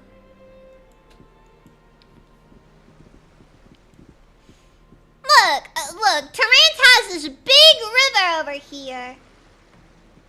And they give me a bunch of newspapers that are frankly meant to be thrown away in the end. By the way, there's something that's kind of a bit of a vibe, honestly, where like, no joke, you walk into the city, you buy a newspaper for 2 coins, and then you take that newspaper and you throw it in the trash because you can't carry that much junk around.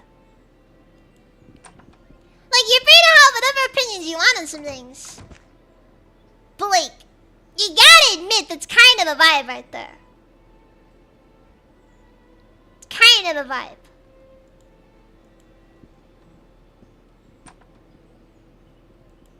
When the Dark Elf tells you who's importing all the orcs.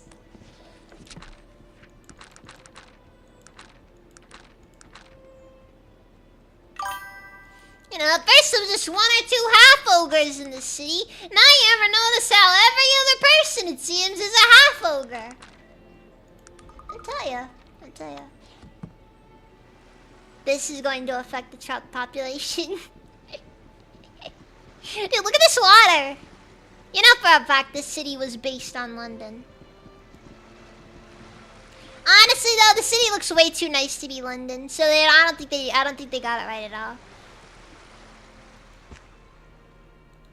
But then again, I think that's kind of the joke that most people, you know. That's the classic joke right there, you know. London is staying, exactly. Exactly.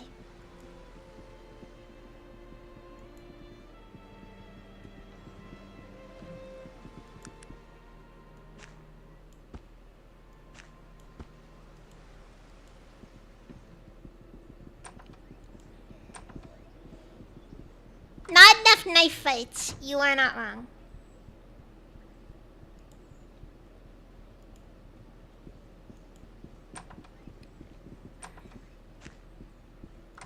Dude, you can't just lay junk on the ground? I swear.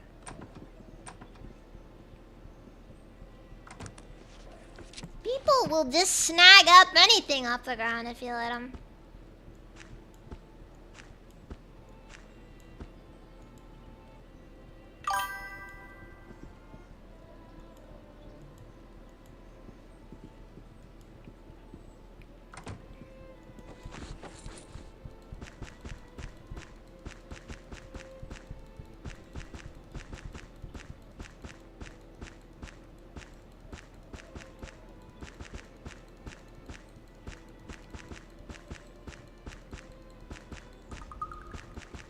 There is a process here, it's just not a fun process.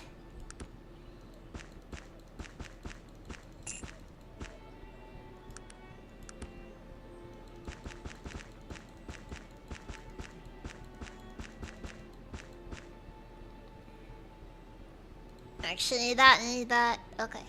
Okay. Okay, trade goods. Grab that.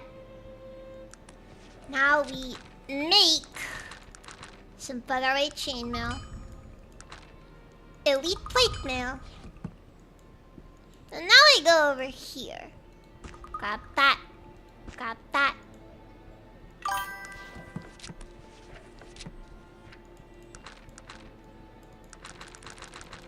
Build a mechanized arachnid. Build an automaton. And now I have a new best friend who's not allowed to be anything but my new best friend.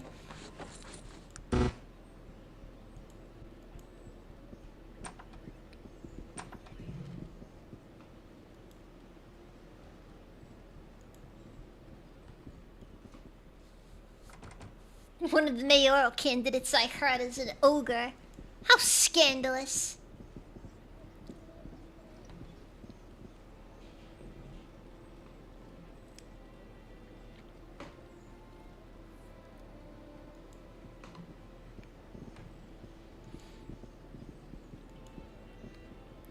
I tell you, the Industrial Council will just let anybody take power in the city.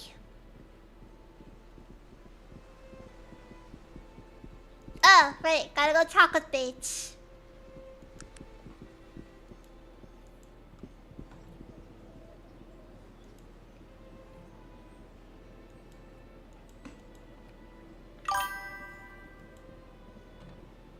P-Orcs invading in their boats.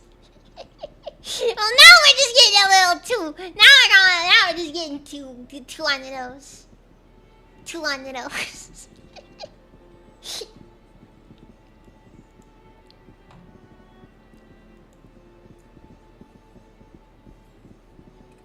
You know, the gnomes really do talk a lot about how we have to be welcoming to our new orcish guests. But they never quite have to deal with having all those orcs running around the city, you know? Terrible. Just terrible.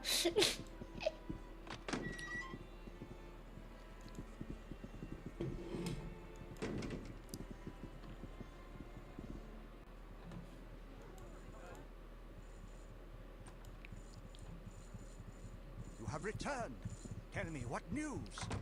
The Black Mountain Clan are vanished to the void by the Dark Elves. It can't be. What possible purpose could that have served? The Dark Elves have been waiting for an excuse to banish dwarves. But why? Tell them the whole story. And to think my life has been conducted under the shadow of guilt for no reason, save it fit the heinous machinations of the Dark Elves. I must think on this. But here, please take these coins for all your troubles. Thank you, I'm much obliged. How much do they get? Not nearly enough. You have returned. Tell me.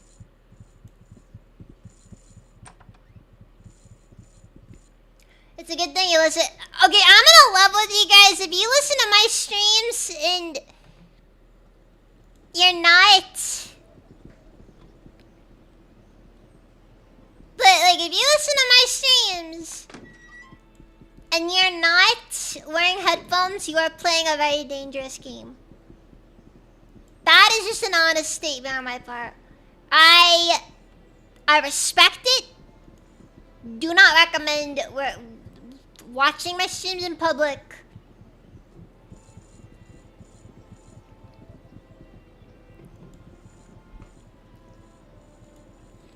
Without protection, okay?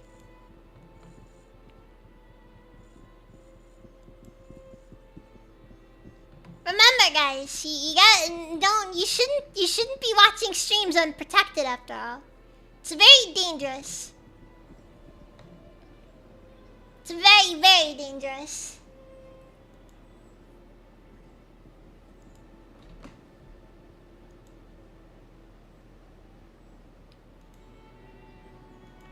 It can result in a lot of unwanted things happening.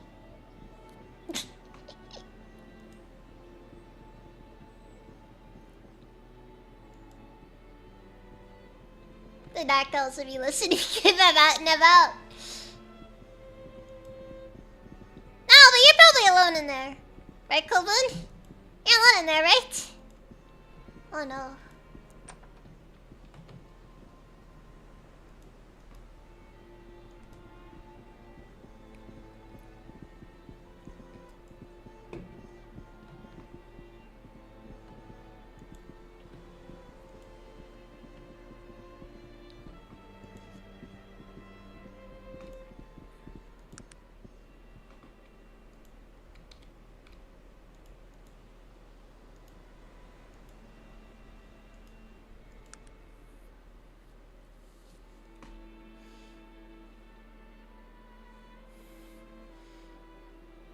No, it's just not as intimate, you know?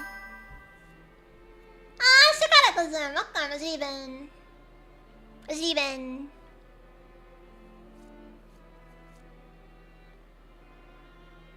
I gotta go to a Forbidden Island somewhere to the far south of Arcanum. Unfortunately, I can't afford to go there because no one wants to take me there.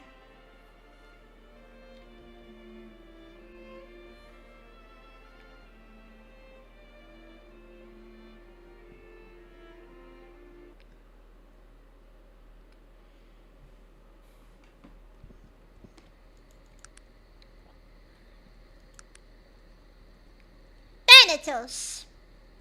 The island is called Thanatos.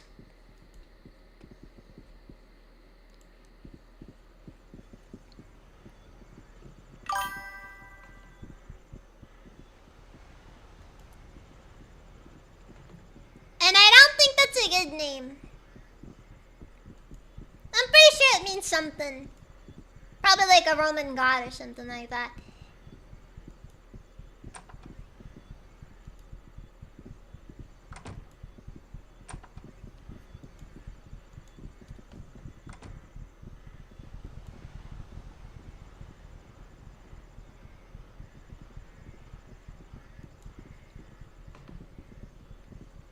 Hey! Captain Edward Teach! Well, it isn't my old friend. The friendly faces that I've been needing to see. Let's see. The days have been dark since we last sailed. What happened, Captain Teach?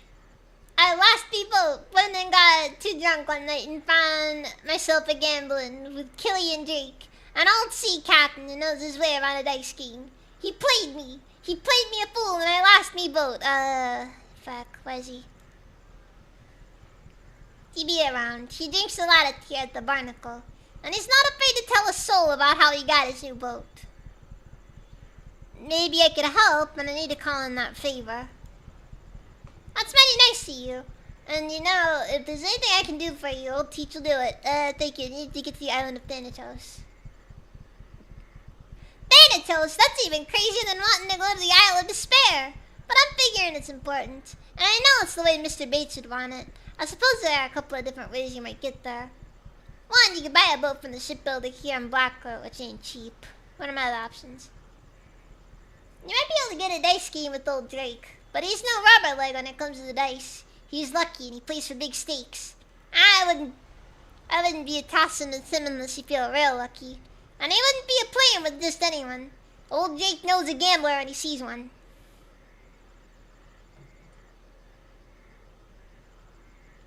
I have no solution.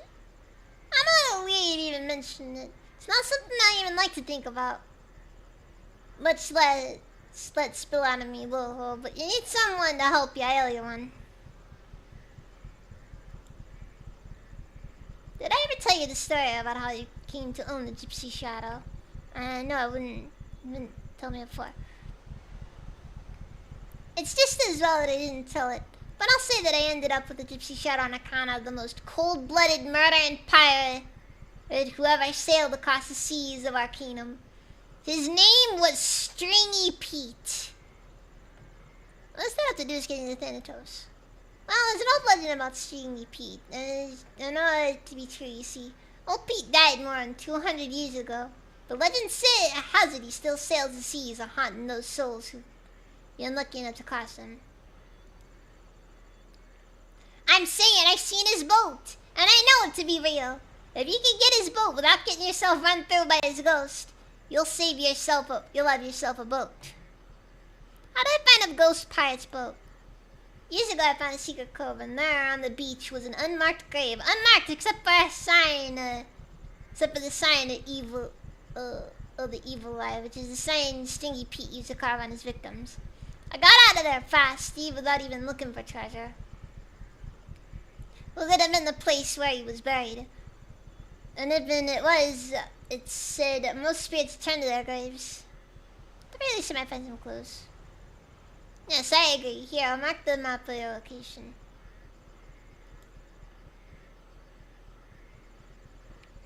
Alright, let's go gambling! I wanna go gambling!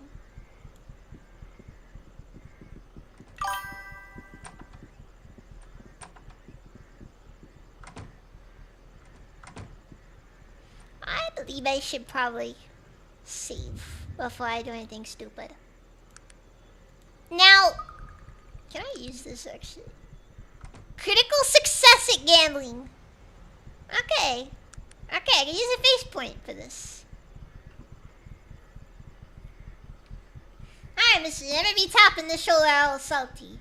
Lest he wanting the fate of old Skelly Bones. If I knew who Skelly was, I might meet something. Alright, old Jack Skelly Bones is a pirate, mister, a great pirate, who made a drunkard's mistake one weary night. Old Skelly took to drinking a fair spell, and he began a ranting and a raving about his adventures across the seas. He was shooting his mouth off about it and this and that, mind ye. He was screaming and yelling how he's the greatest pirate ever on the seas. His crew laughed out loud at their captain, and he boasted his greatness. But then he went too far. He said he was even greater than old Stingy Pete himself. Well, his crew should have had the right mind to quiet their old captain. You see, there was one thing you just don't speak of. One line even this old pirate won't cross. You say and boast what you like, but in every tone and note that leaves your salty lips. With every word that crawls out of your mouth, you mention one name with anything but the highest respect, and I fear for your soul. He leans close and looks around carefully. Stingy Pete's the name. You best be speaking with respect. Old Skellybones didn't, and, well, that night Stingy Pete came a-calling. The boatsmen turned hard to starboard, but no matter which way they turned, the fog continued to overtake them. When the mist finally hit, the men heard a terrible cry like something out of the murky depths of hell itself. They ran to their captain's chamber, fearing the worst. The door was still bolted. They removed the locks and slowly opened the door.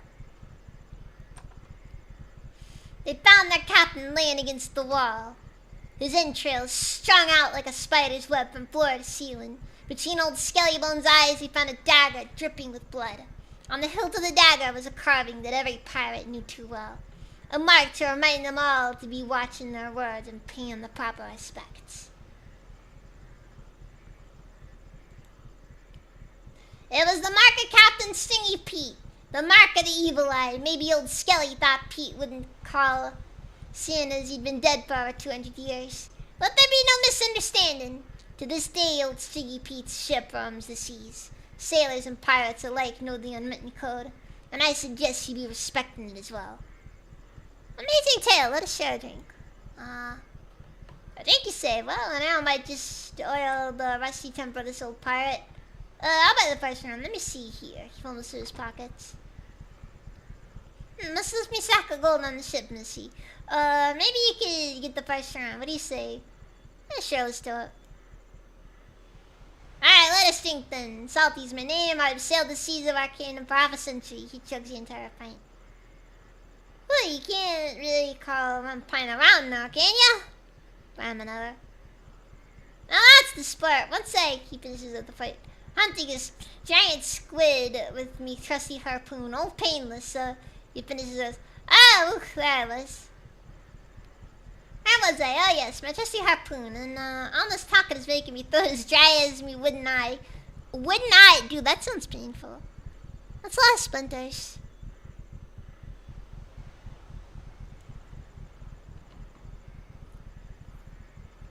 Anyways, squid hunting ain't for everyone.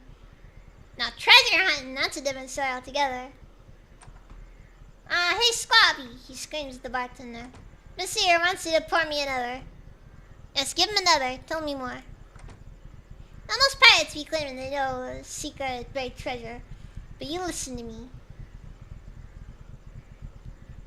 Poor eel disappears into his gullet. Old Salty's Yiddish. Show all of them. Not another Squabby. She nodded to the bartender. Yay! It won't stop drinking! I just come to that old school with my knife, and old Salty found a whole mess of things, including a small sealed leather case. A case with a map inside. Another one. Tell me about the map. It never leaves me sight, this map. Old Salty can't read or see too well, mind you. But old Salty don't mean in the eyes of a sea hawk to know what's important about this old map. Continue. Perhaps if you wonder why old Salty never got his gold. Well, I'll tell you, I never got me bloody gold. He staggers. You can tell he's the British passing out. Interesting, please come on. Well, I seen one thing on the map that scares bloody bloomers right off of this old Salty Sea Dog. On the map, I seen an evil eye, a Stringy Pete himself. His eyes are closing and grabs for the bar. Incredible. Alright, you've gone done and got me drunk, you blasted sea devil. Leave me be. Keep your hands where I can see them. I'll be accepting no more from the likes of you. But sir, I thought we were friends. I'll wait with you. Leave me alone. Leave me on my map alone.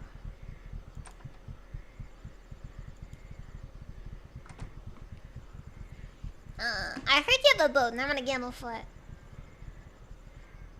For stakes that high of an only game with Master Gambling, you fall a bit shy of that mark, I'd say. How about for normal stakes and...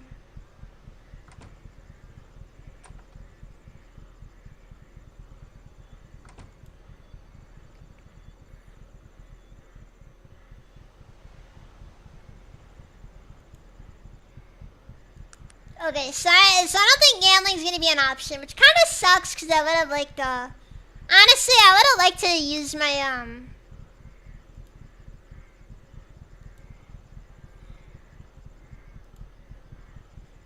I'm kind of the wrong place, and I did not game with amateur, so...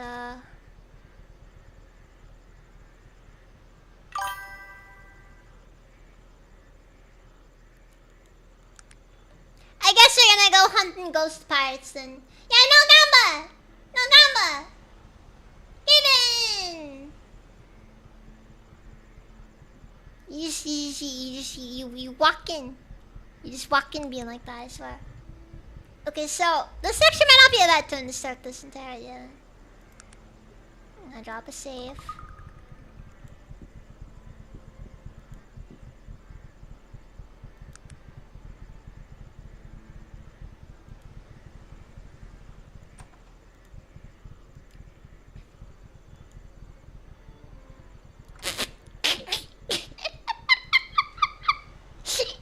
Everyone's just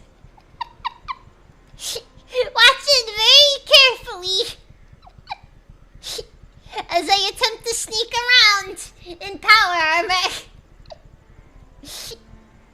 I'm just gonna walk out now. Just gonna walk on out now.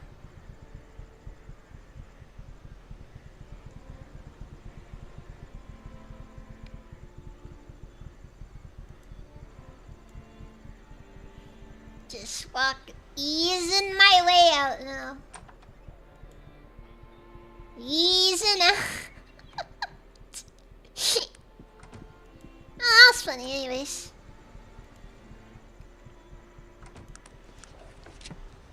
Okay, yeah, pickpocket and probably different things entirely. Okay. Okay.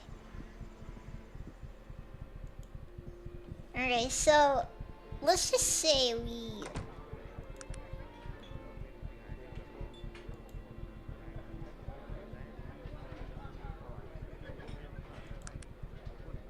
Critical success at pickpocket.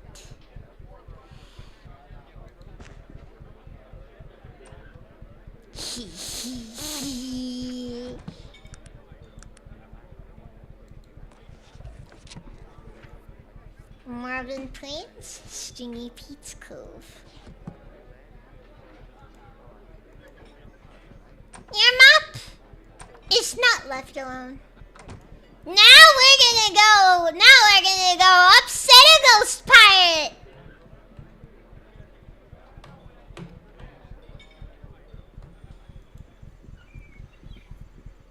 But yeah, one thing I really like about this game, honestly, is that you can definitely feel the Fallout-ness of it.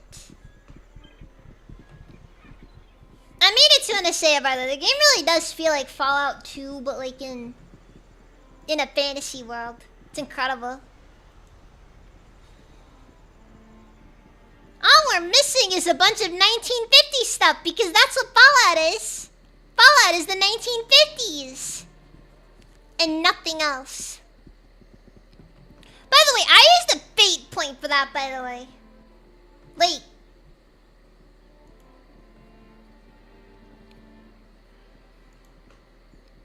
unironically, that was my first time using a fate point.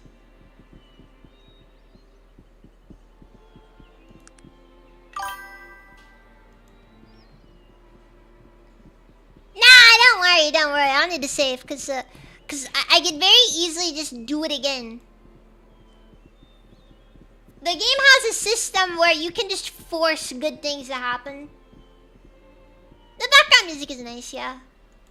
I agree.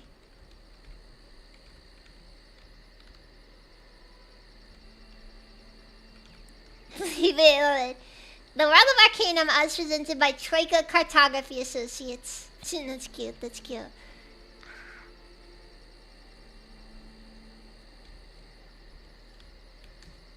Anyways, I'm gonna go use the bathroom real quick. I'll be back.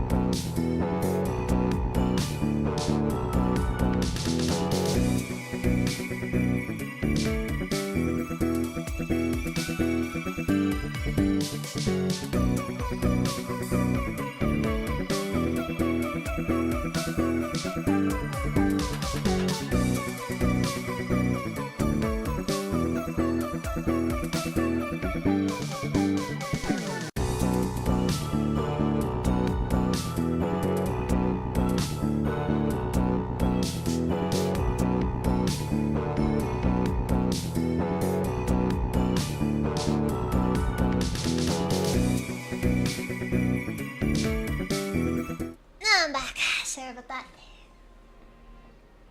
Yeah, sorry,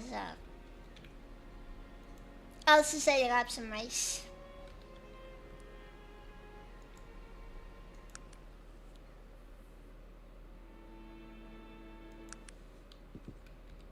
Actually, wait one. Is there anything else here? God. Well, I guess I'll go check out Stringy Pete's Cove. And yes, I agree, Coburn. Stringy Pete, a fantasy followed our steampunk Diablo. Either way, it's really cool. I really like Arcanum. It's kind of a weird thing because the game didn't really, there's no sequel or anything. It was just a random one-off that Troika made. It's like you can feel the Fallout-ness from it. So like it's the same guys who owned the Fallout IP originally. Am I angry? Angry about elves? And the fact that they exist upsets me profoundly, yes.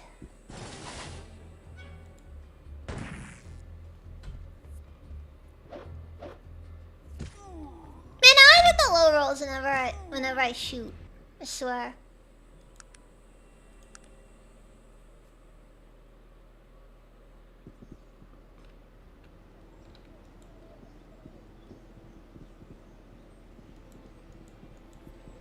Honestly, though, in a way, it's probably for the better that there was no sequel. After all, one of the biggest problems nowadays is the fact that everything has to have a sequel. You can't just make something good and be done with it. Instead, you gotta make it, and make it, and make it, and make it, and make it, over and over,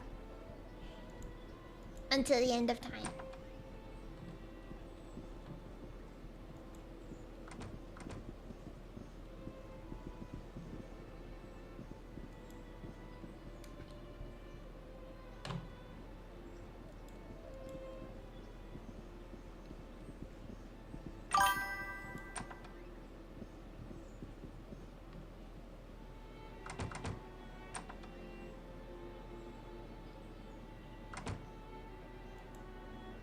No, I had no clue.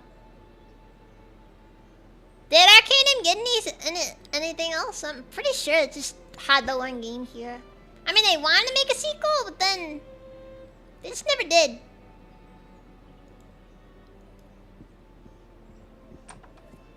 Hollywood is mostly Bank. Well, yeah, basically. They'll just make sequels to stuff and remakes, because it's... Well, okay, it's not that creatively bankrupt. The problem is that because of the way that investing works, and I'm gonna be honest, in my personal opinion, I think you would solve like 80% of the world's problems. Okay, let's be a bit more reasonable. 75% of the world's problems. If you got rid of Wall Street. The majority of the world's problems are created by Wall Street.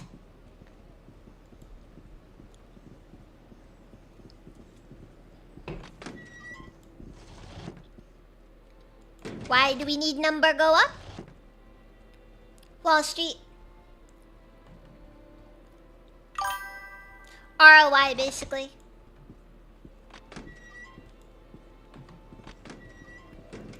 Oh, Dishonored? I mean, maybe. I mean, look, Arcanum, while it's not, well, it's one of the lesser known games, it still was made by a team with a pedigree.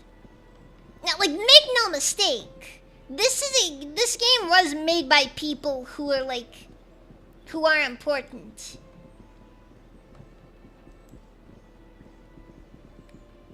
Okay, this game, hold on.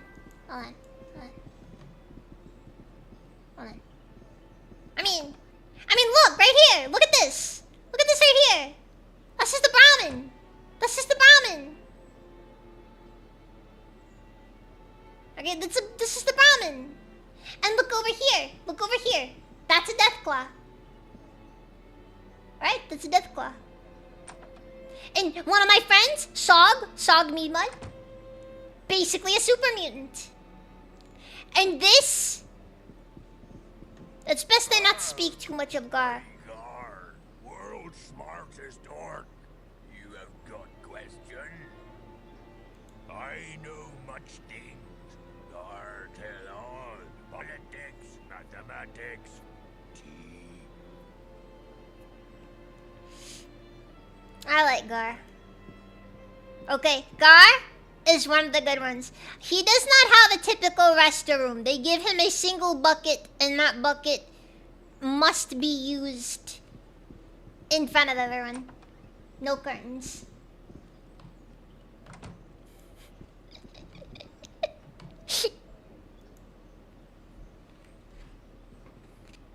I like Gar. I like Gar.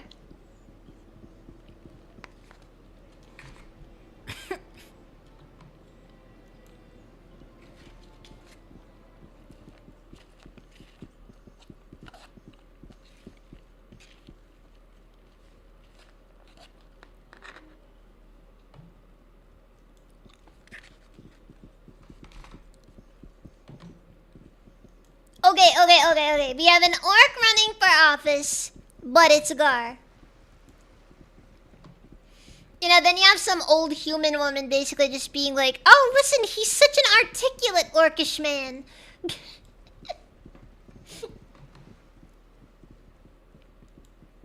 Yeah, and then he gets all the votes.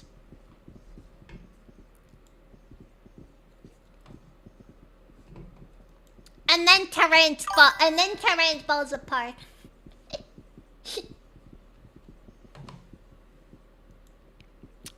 I really need to shut up. I keep saying something I shouldn't say. Evil medical is given.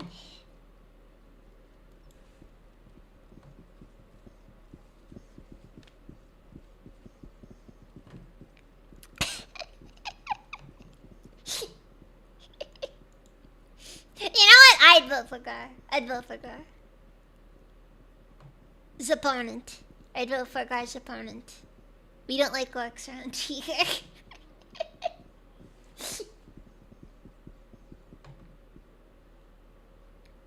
I need her to tell me to shut up. You know that I'm not gonna catch it until I've already said it, right? Like we all know how I am. I'm not exactly quick to the punch, you know. Oh, that's weird. I wouldn't be surprised though if I was being suppressed by YouTube.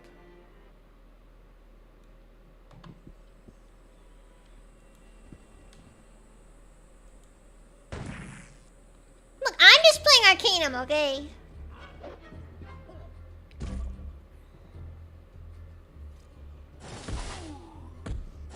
It's just sound alarm. I like probably like 8%.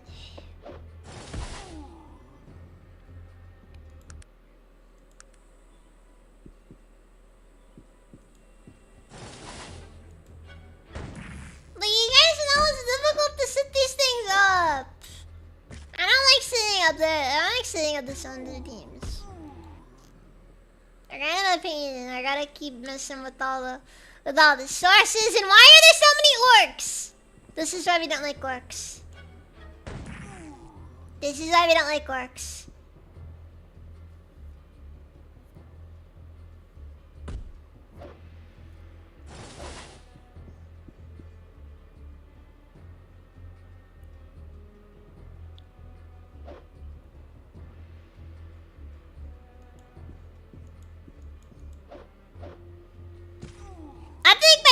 everybody's pretty well aware of my power level, okay? They've seen enough. They've seen enough. They've seen too much. I can't tell if I'm just playing along with it anymore. You see, that's the question. That's the question. I know about Gar, but of course we love Gar. We love Gar. He's one of the good ones. We'll get him like a nice collar or something when we get rid of all the orcs.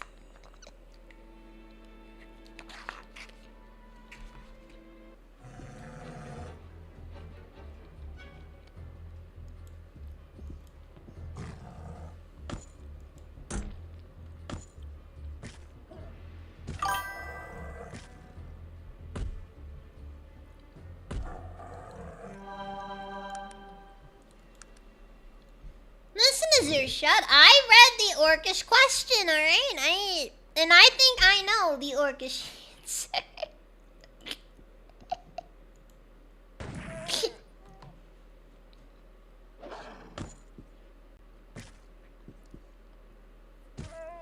For what it's worth, though, I am honestly still kind of like you. Just, geez, every single time I get stopped.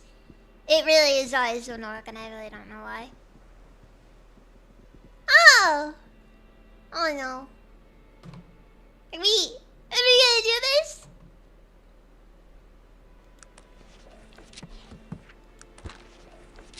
Ah, frick. Okay, hold on.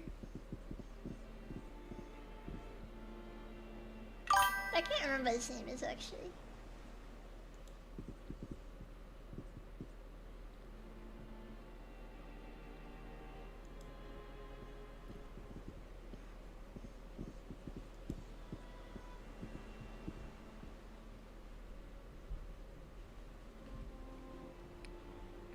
Alright, we found Stringy Pete. He's got the physique I envisioned him having, at least. Scotcha! Welcome! Good evening!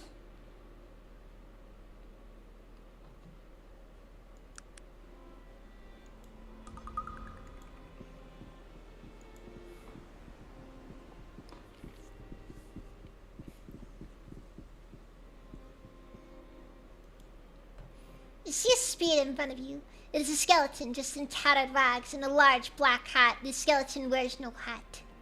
Unveiling an evil-looking saber. Its eyes glow with an unholy light. Ah! Who be treading upon me grave? Who be trying to get their hands on me treasure? Prepare to die, you land-lubbering goat bugger. No one sees the evil eye as Striggy Pete and lives.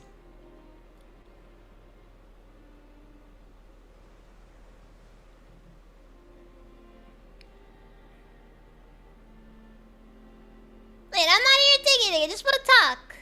Talk?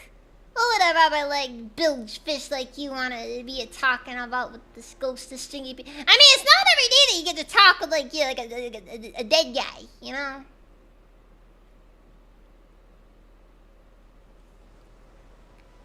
I've been a sailing the seas of Arcana for more than 200 years, and I drink blood ale and gnaw on the bones of priests and maidens. I not be a looking to talk. And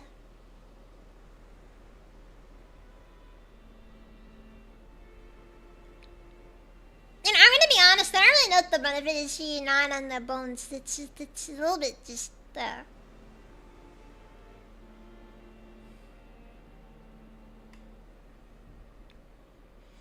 Yeah, a moment to explain.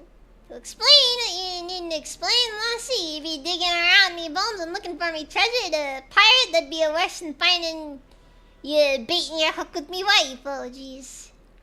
You had a wife? I'm gonna be honest, you kinda seem like one of those.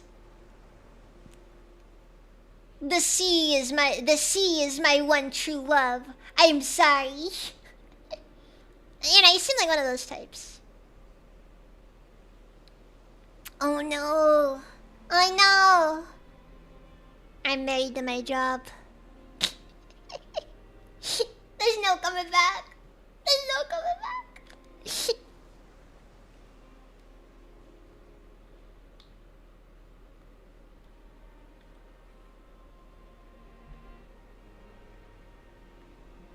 Anyways,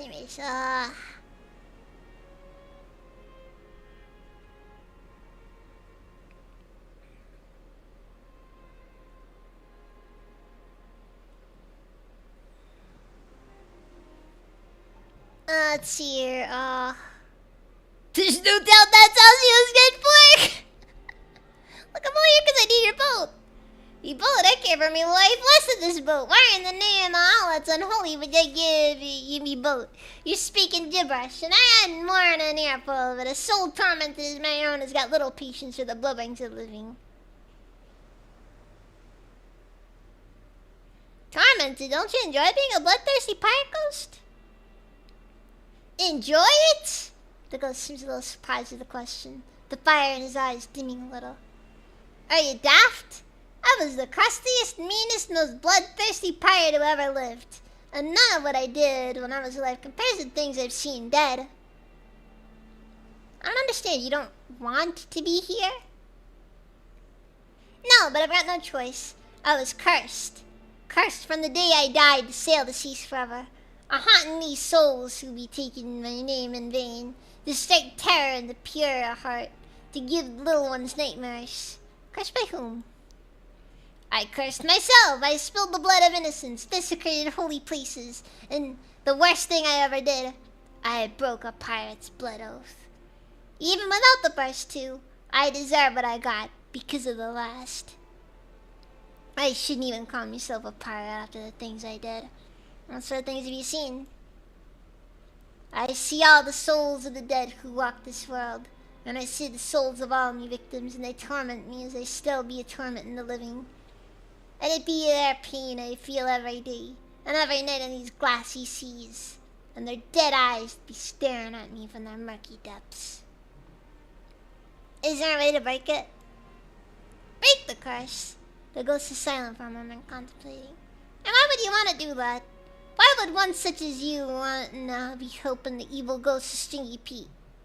Your boat, Captain. I need your boat.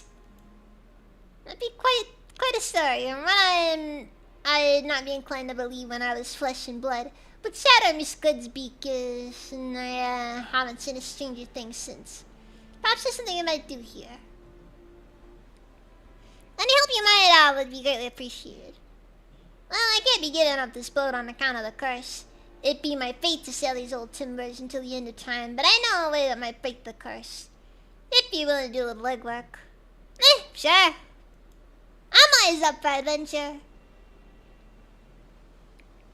Well, there be 3 things if my suspicions are correct. 3 wrongs to right and the curse will be broken. Alright then.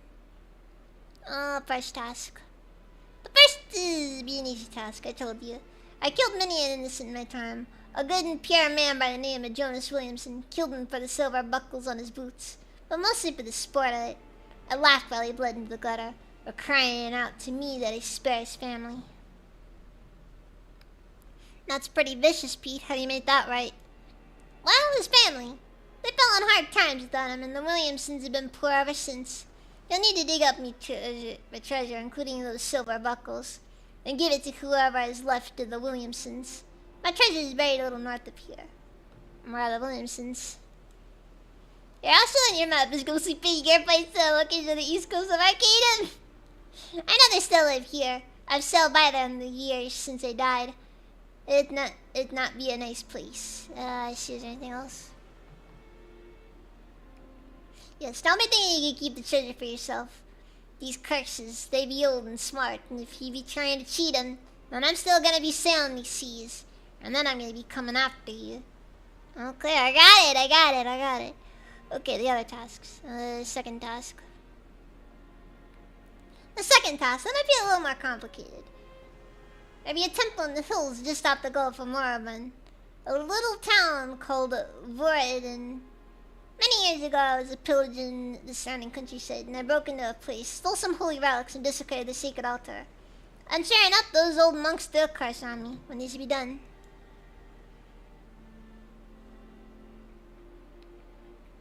They didn't care about the holy relics, but I'd be thinking I might have got their robes in a bundle over the altar. You see, I spilled some wine and ale all over it. I might have relieved myself, but it'd be a long night, you know.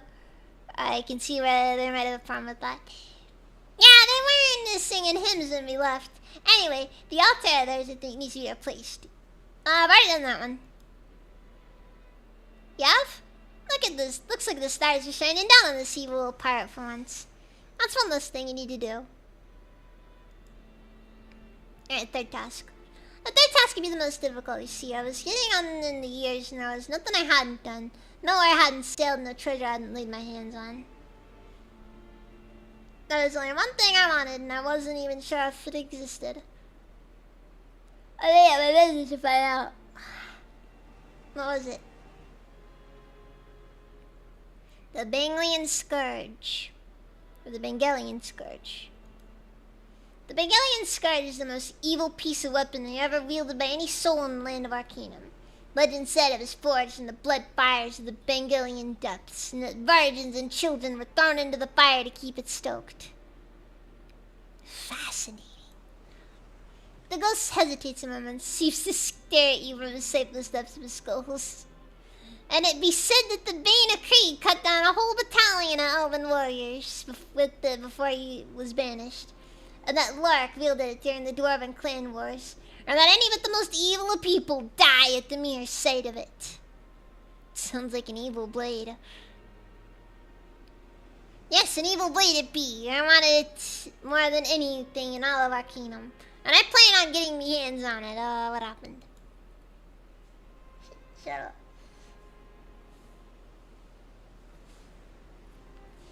At the time, I had me a crew of 7 of the most black-hearted and soulless pirates, and they all agreed it was a fine place to treasure to go after. Then we took a pirate's blood oath to stand by one another and share in the treasure. And so we searched our kingdom for it and found it one day we did, in the swamps of the dark ferns down in the Bangalian depths. And then, it had been buried there for centuries, a beautiful sight.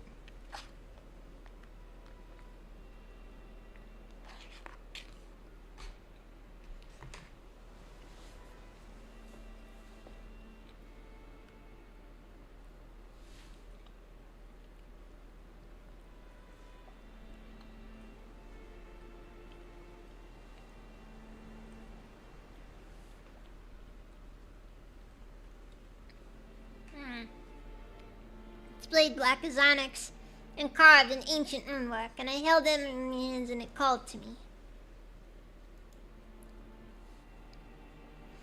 We all did nothing. That night when I was asleep, that cursed blade twisted my mind, and it told me that my crew was mutinous and looking to get rid of me. And so I killed them all in their sleep, cut all their throats from ear to ear. When I woke in the morning and seen what I'd done, I threw the blade down and ran right out of there. Bangalian Scourge? It still lies there as far as I know, among the murder bones of me crew. You must destroy that evil blade at the bottom of the cave that we found it in. At the bottom of the cave is a great furnace we found it in. Toss it in there and let the world be done with it. Here where the deeps be. Yeah, that task, so... Is there anything else? That's all. Will you help me? So if you do these things, I give you my word as a pirate that I'll give you my ship. She's old, but there's not a better vessel that ever sailed Arcanum seas.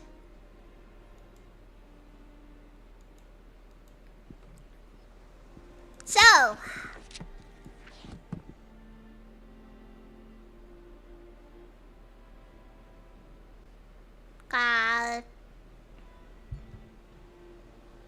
now we're helping a pirate to do this. I mean, boys, or they could kill him.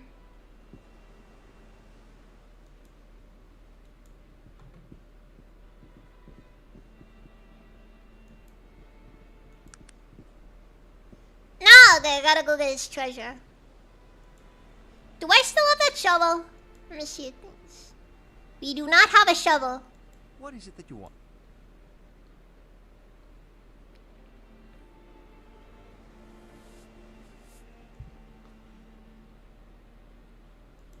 Alright then.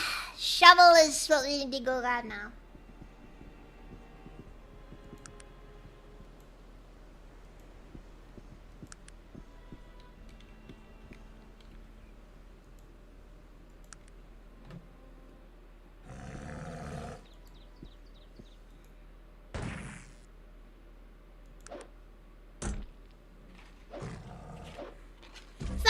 free. I gotta do a lot of junk to make it better.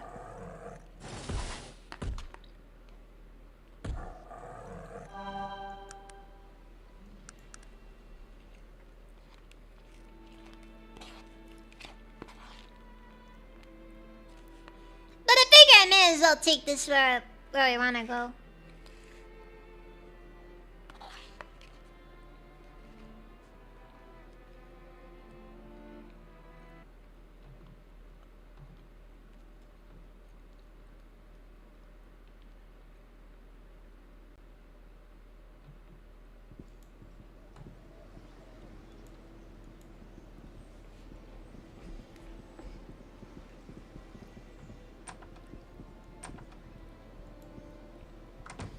Good afternoon, sir. Your finest shovel that I might commit many sins.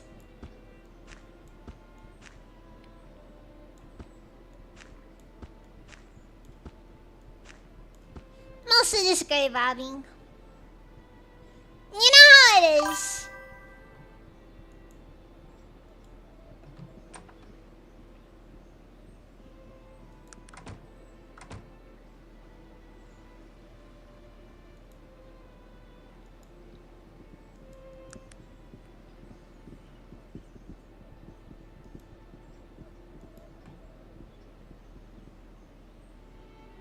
Shovels aren't for sitting there for hiding sins. That's true.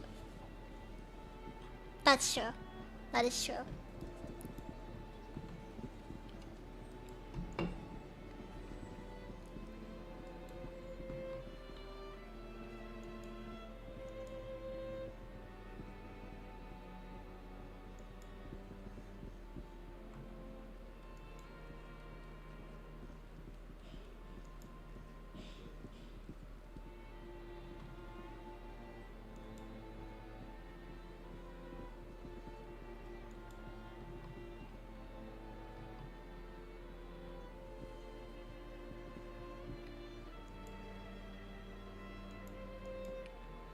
I guess I'm gonna undo this whole quest line and then I'll probably call it after that. I think that's the best way to do it.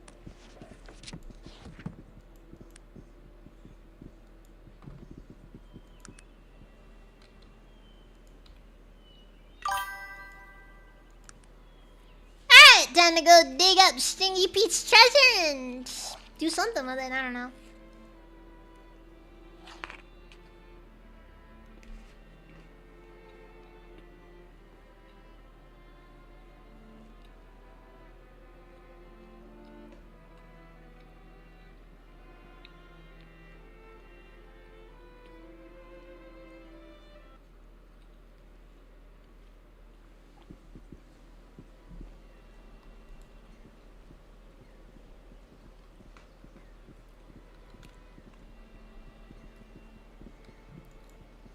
There's a lot of gorillas over here.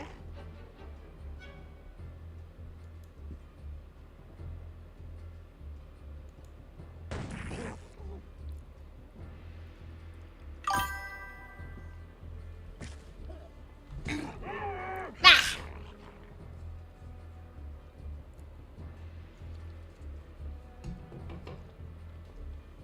Oh, Sonicky. No boobs!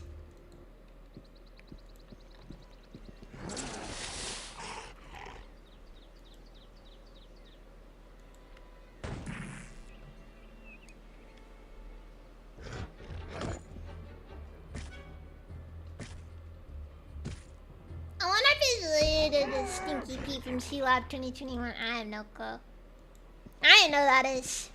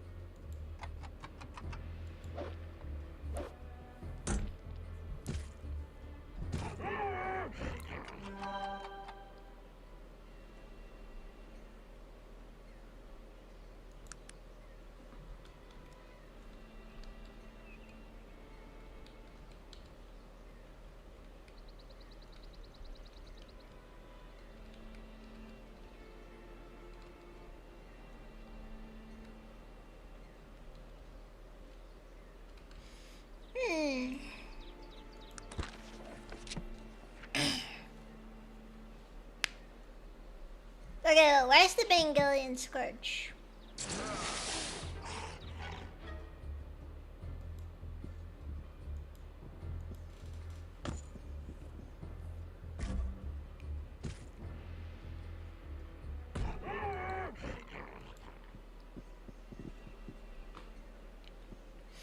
Like, I gotta find it somewhere, but...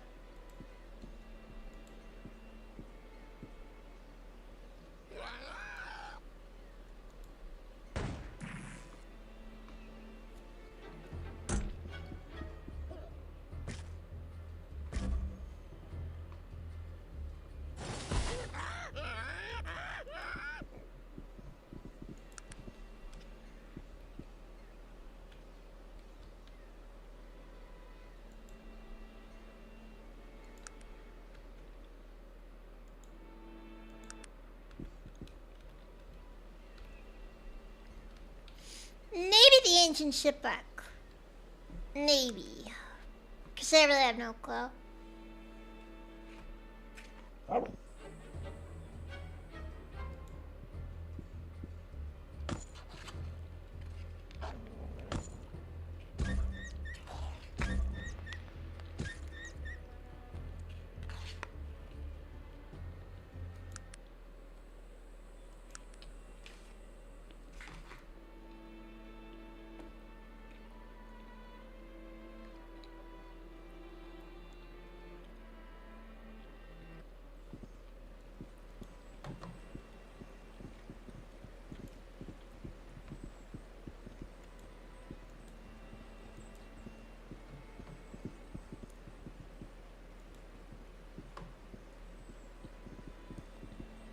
Most of these people are doing pretty well for themselves. Lots of chickens, cows, they're good.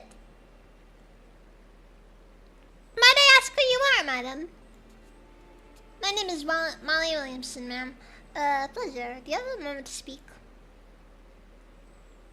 What are you doing out here? Well, it's cheap living out here in the middle of nowhere. We eat we pull out of the ocean. We make our own clothes and we don't need a whole lot. The Williamson clan ain't never had a lot of money, not since it happened to my great granddaddy Jonas Williamson. Anyhow, actually that's why I'm here. I know this sounds strange, but so it all started with a blimp crash. And there was an ogre with a flying, freaking, heavier than air flying machine. Crazy stuff there.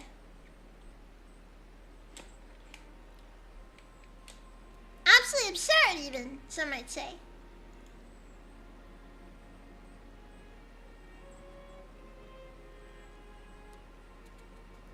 Well, I'll be the woman shakes her head. I heard strange tales. Then I heard strange tales. Yours takes the cake, ma'am. I think the ghost of that old pirate wants to make good for what he's done almost 200 years ago. Yes, it is a bit unbelievable. So you bring me that old treasure in the buckles? Not yet. I'll be doing so shortly.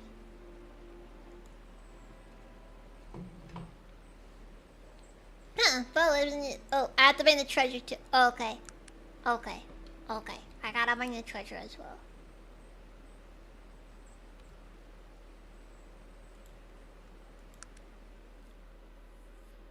Also, wait, Cree? That's a new location as well. And then I need to go over there.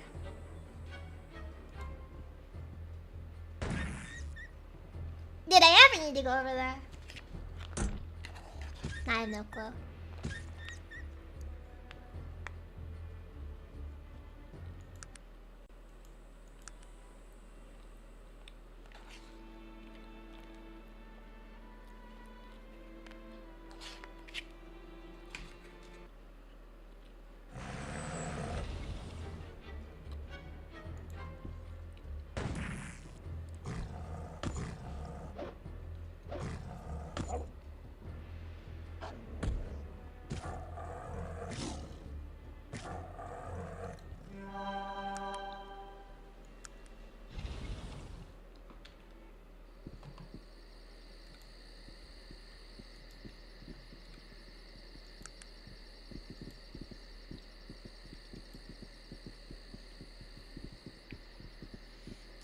gotta get both the treasure and the buckles.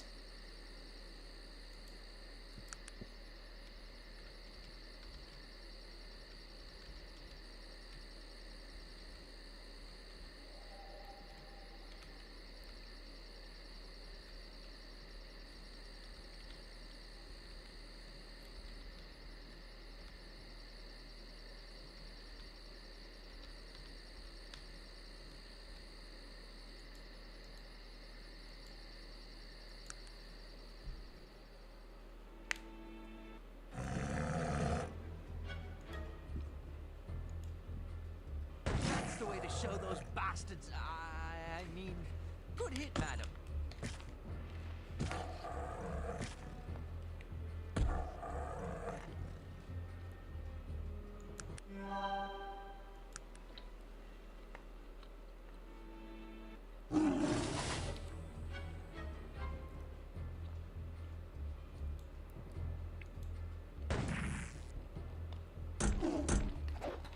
It's all fun and games till Summer gets attacked by a mountain lion.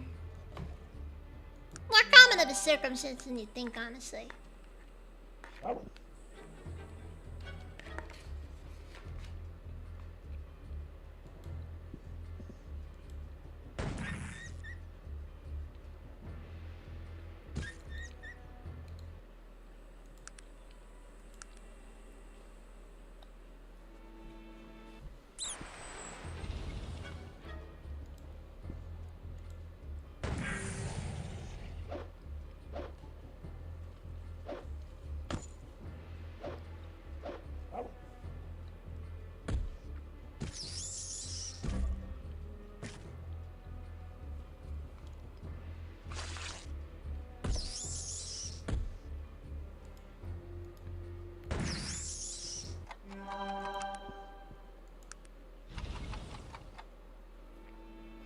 Like, it's kind of hard to... Of all the things I've seen in Arcanum, weirdest thing?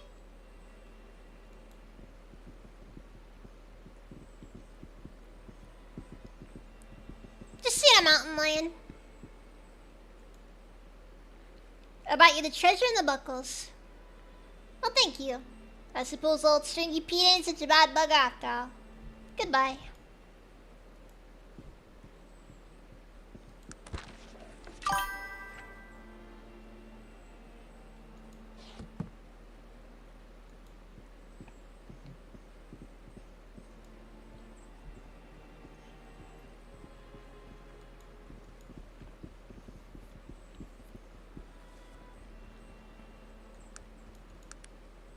Alright, so then I'm gonna spend my points on chemistry or herbology.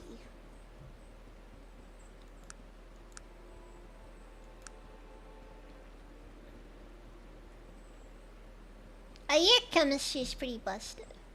You know what? Herbology.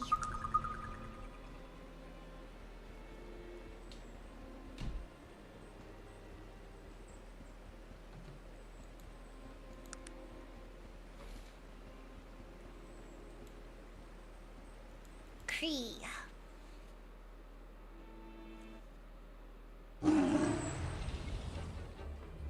Yeah, it's not like a fantasy creature, it's just a mountain lion.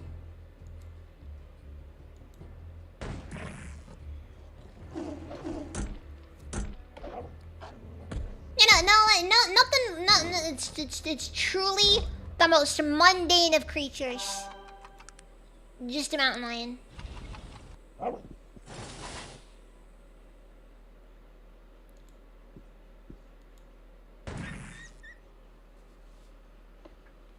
Okay, maybe not the most mundane of creatures, but definitely something where it's like, you know, that is indeed a mountain lion.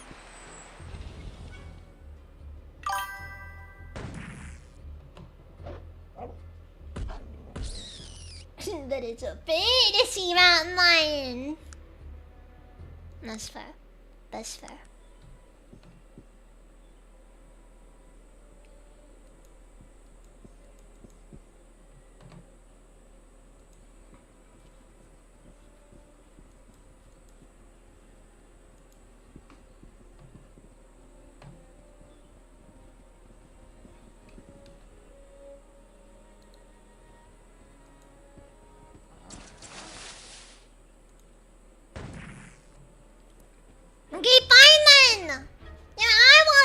the benefit of the doubt, honestly. But then you just walk in like this.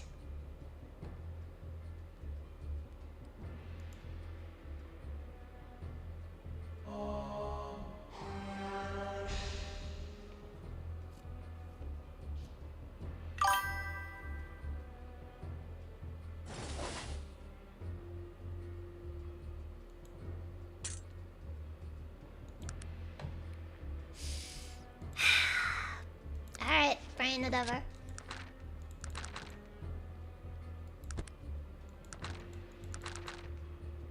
Let's put those new, slightly better herbology skills to use then.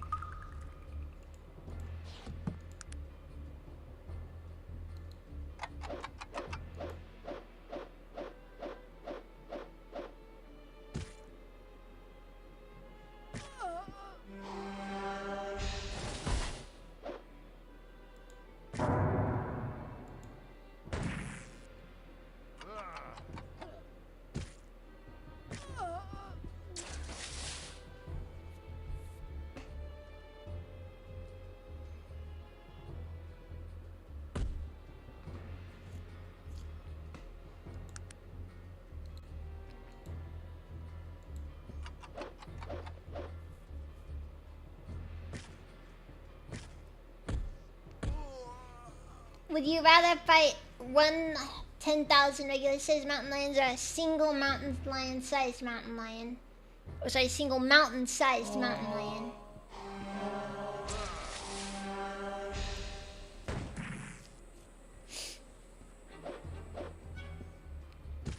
Gonna be honest with you guys, I think I take the solo one.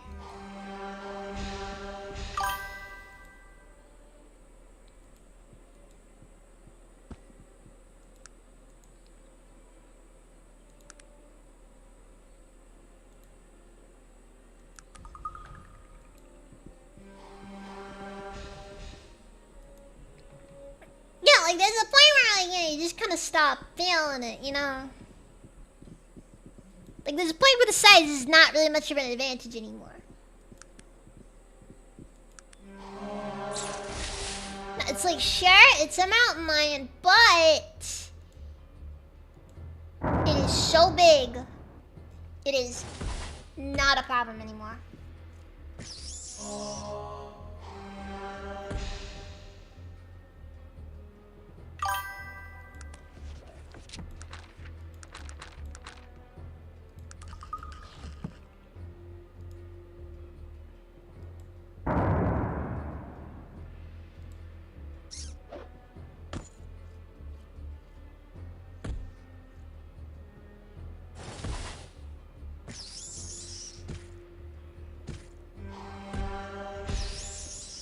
Also, it's like of all the were creatures you gotta be a freaking werewolf. It's like 8 times the disease right there.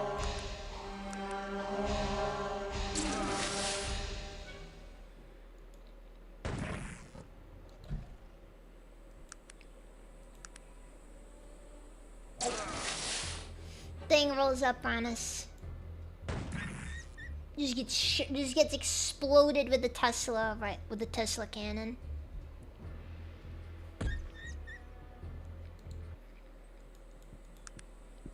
Yeah, or a Tesla gun, whatever.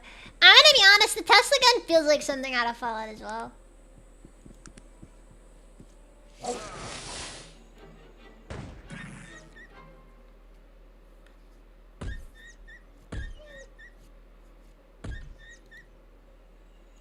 There are a lot of dead wolves over here.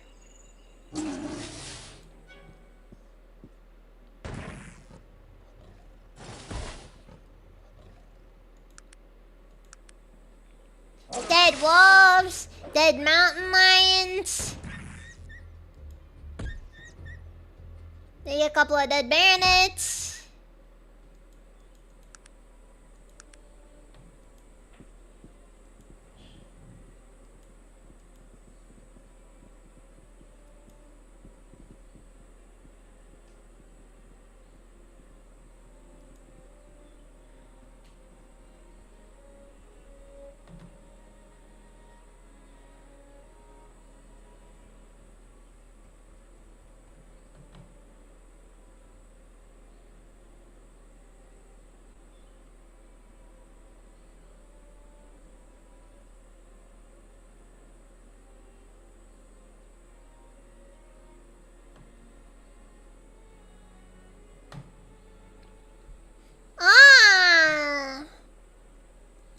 appears there's an altar here.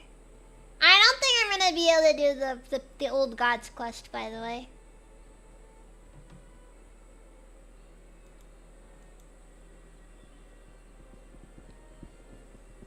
Like, it's one of those things where I think I've already kind of soft-locked myself out of.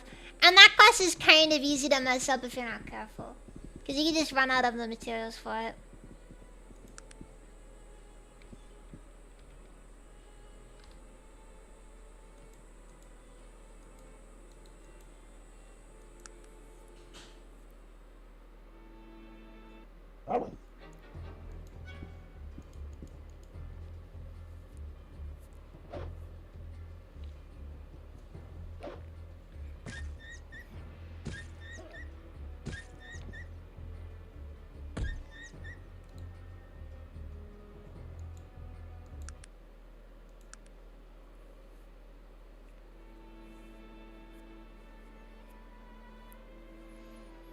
It's really wild how much of a different machined plate that makes.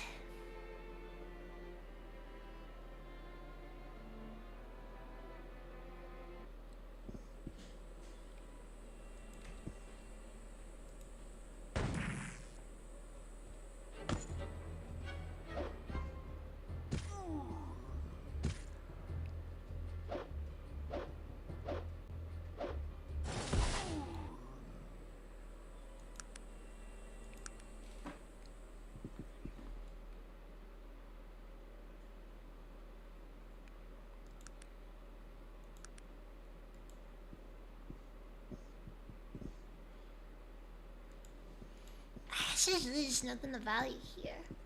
It's just an old shipwreck. And I already killed the ghost pirates. Doesn't matter too much.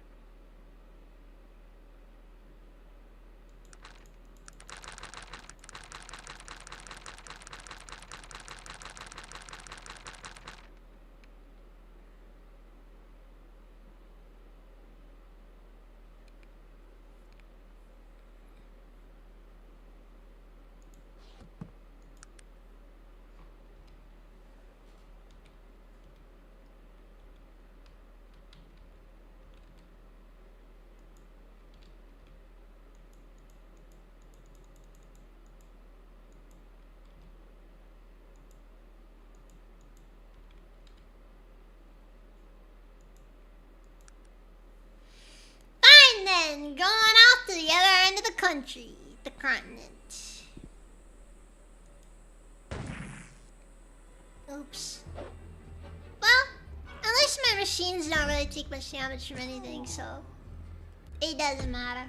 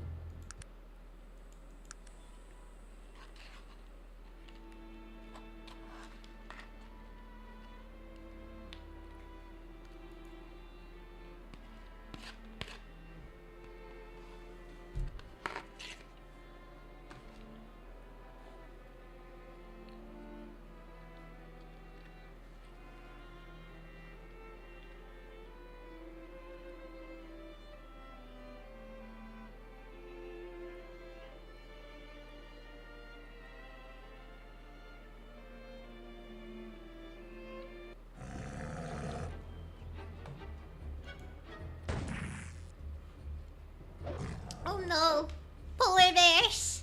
You know, polar bears is actually really scary.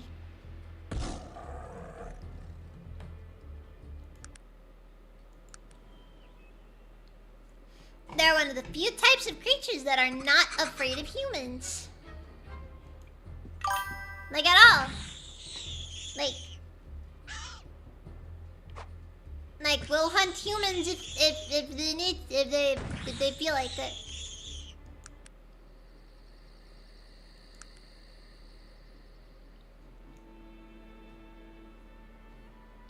It's really frustrating too, cause like they got slimmer builds than most other bears I've noticed. And to add, they look like giant dogs. It's like, if not friend, why friend-shaped?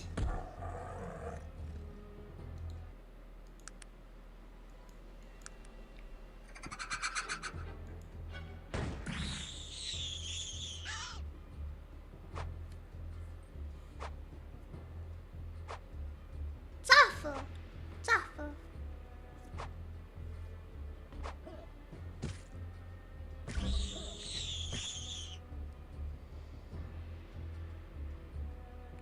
Apparently the kite berserker can just manage it.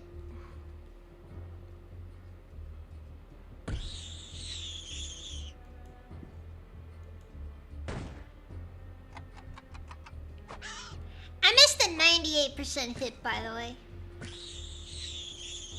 That's very annoying, actually.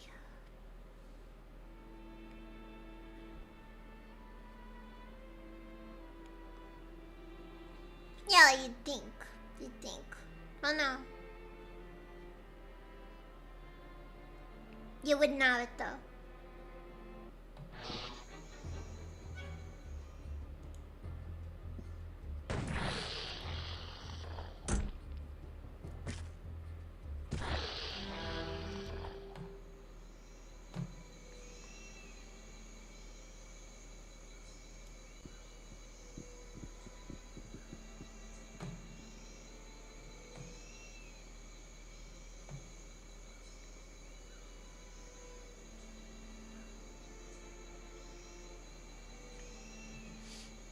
I guess this is the direction I gotta go in.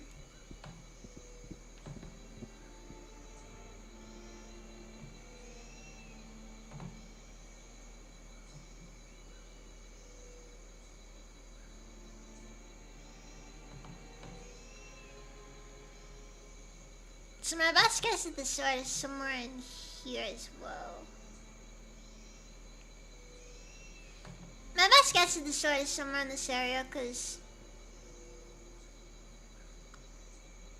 based on the story, he probably did, at least, you know. Where on earth could it possibly be?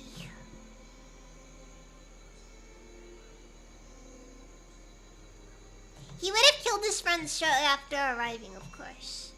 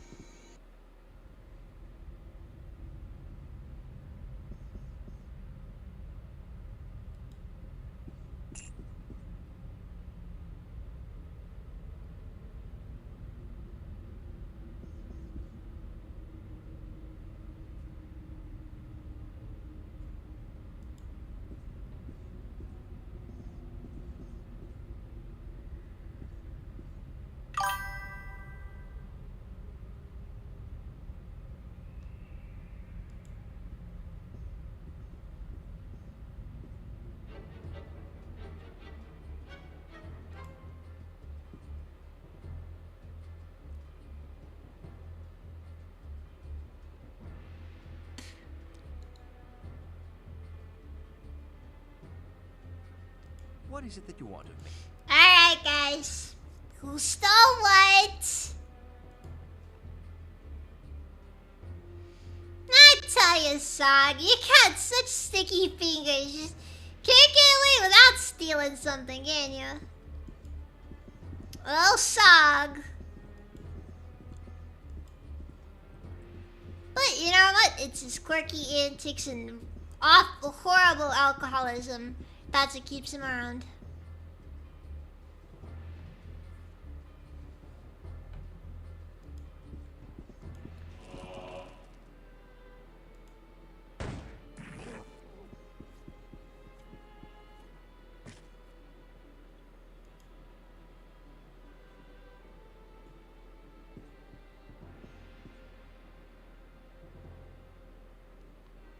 sees something on the ground, he just picks it up.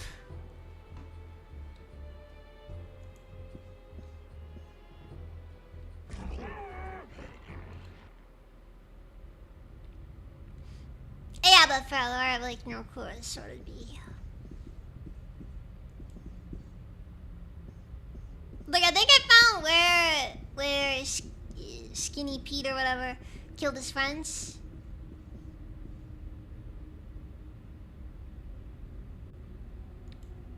But I don't see the sword itself.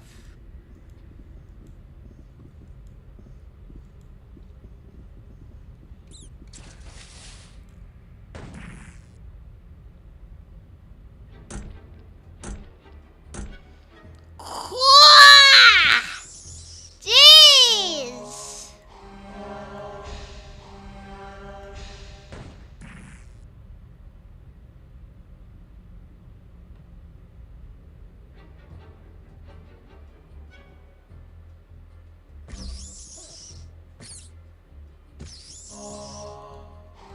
Just God!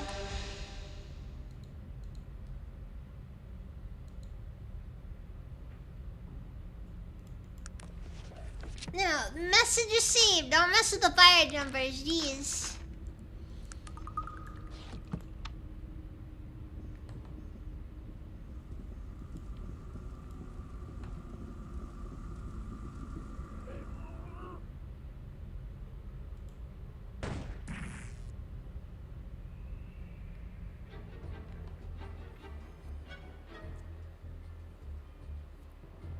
You know, Wonder, you are probably correct that I shouldn't probably consider saving.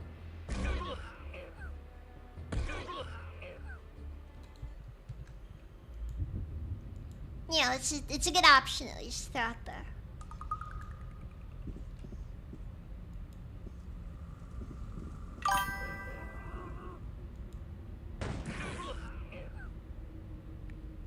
Man, level 25 and I just one-shot him with the freaking Tesla gun.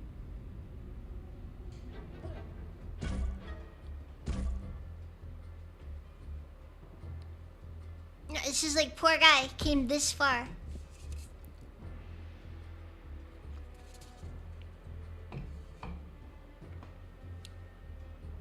Gets one tap by a laser gun.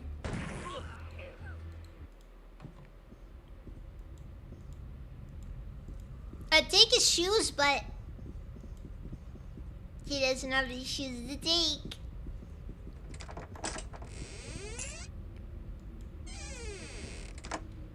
Yeah, because he's dead. You know what they say about dead guys and shoes? They don't need shoes or they're gone.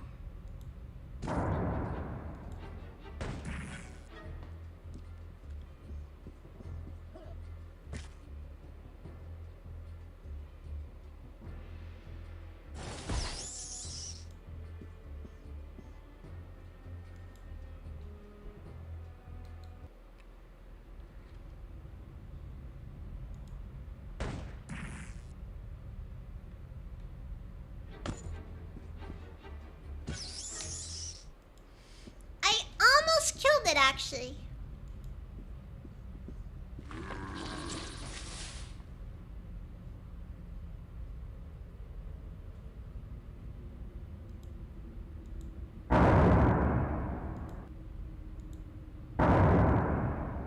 Right. Need to upgrade my throwing skill. Because it's very clear that I can't freaking hit anything from a distance.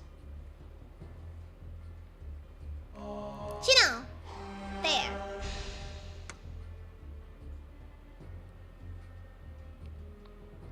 That turns into some real just, you know, would you expect stuff?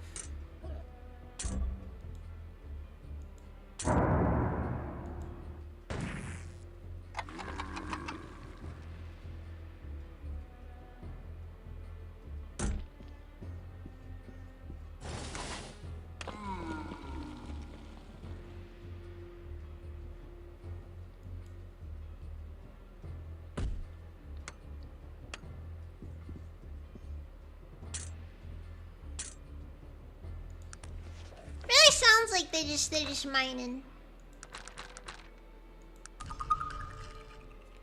Kind of ironic when you find an enemy that you're probably better off using a pickaxe to kill than killing through traditional means.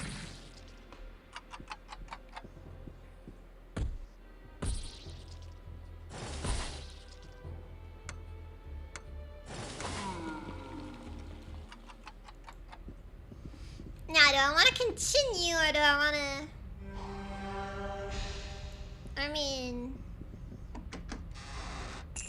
A chest that isn't trapped, are you kidding me? Almost feels like a joke at this point, because I am so used to chests being trapped, it's not even funny. They're always trapped. Because it's just how it is.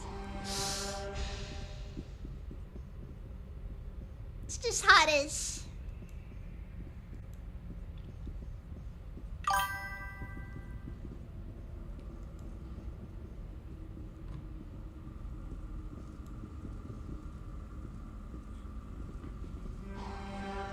You know, it's like, as an adventurer, if if you're not like, expecting for like a giant spike to pop out of the chest the moment that you open it up.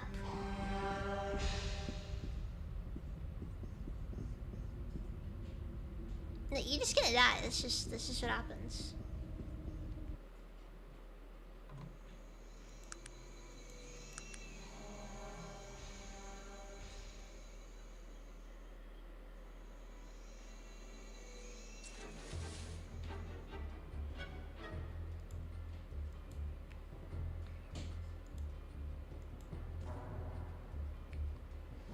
I hate slime demons.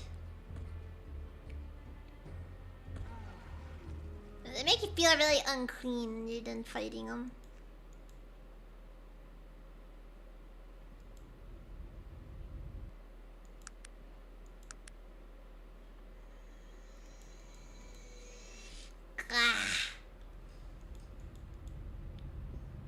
Feel a bit eepy.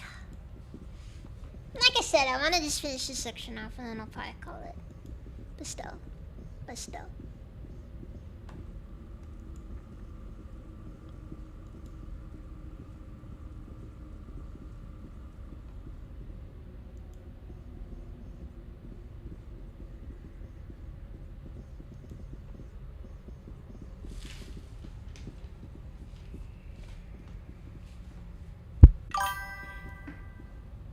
Geesh. I ain't gone yet, Akami. Unless you're heading off, in which case, you have a nice night. Not allowed to sleep in caves. You know, it's kind of weird when you think about it, because you'd think.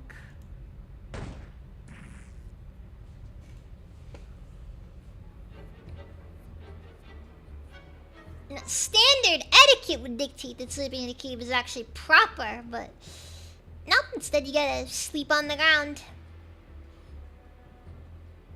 Like a bum.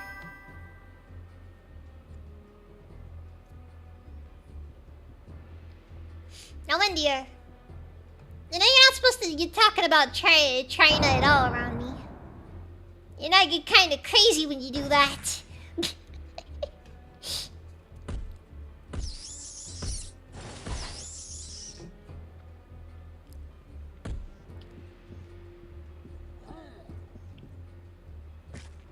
I've been seeing this one YouTuber actually that's been popping up on like everything for me recently. Massive CCP show.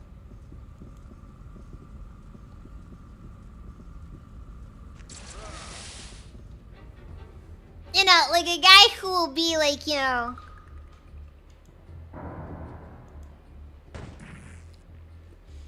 talk a lot about garbage about the US, and then like in the same breath will basically be like, you see,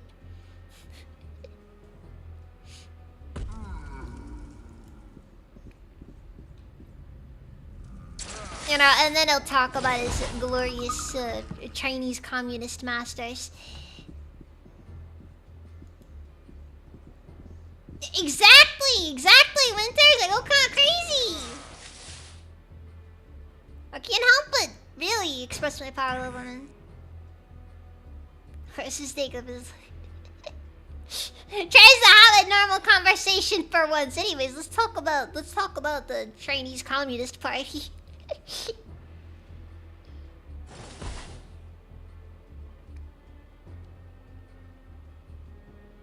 Apparently China maxing is one of the things that's going around. I will still stand by I believe it to be a psyop.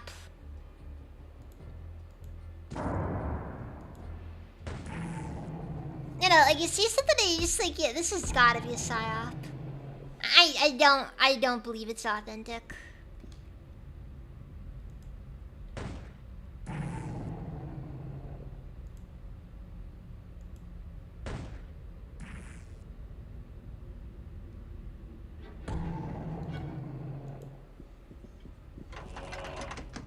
Not everything has to be authentic, but I just don't think it's authentic.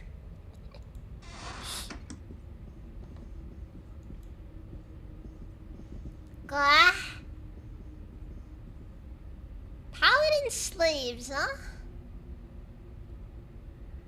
Oh no. They've all been mind broken. I should probably say before this because that's actually a lot of guys in heavy armor. Just in case. You never go wrong.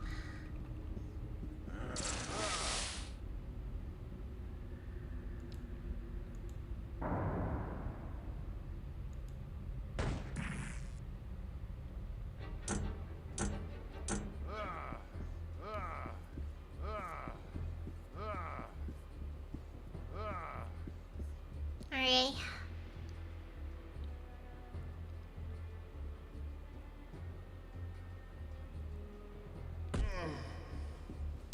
What was that moan? Did you guys freaking hear the cursed paladin over here just give up like a bit of a moan there? It was. Now you just went and you made the boss fight weird. Okay, it was whatever up until that moment. Then you made it weird.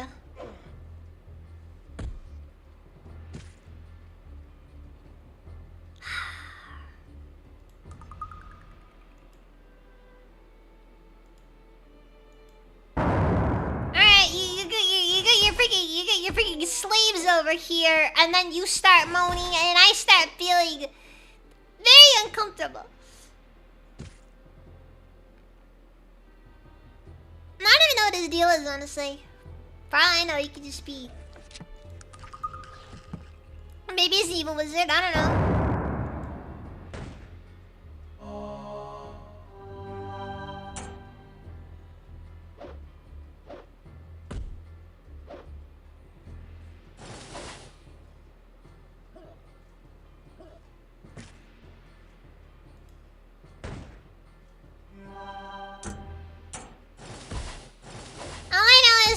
Enemies are always annoying.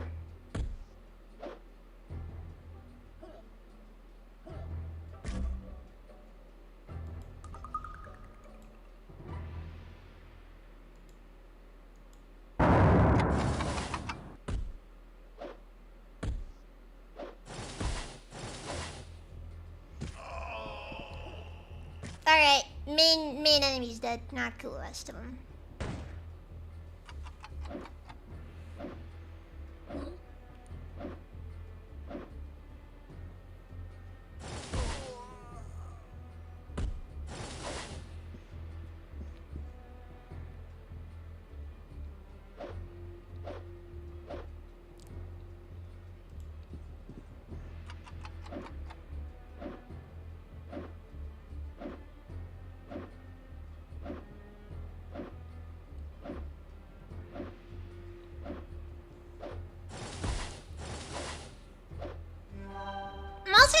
I really don't know what the ship hole of magnetic inversion does. My best guess is it gives him like a.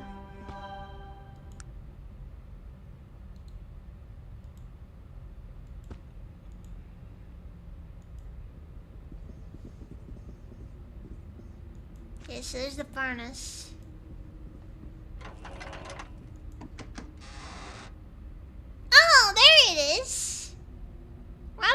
here?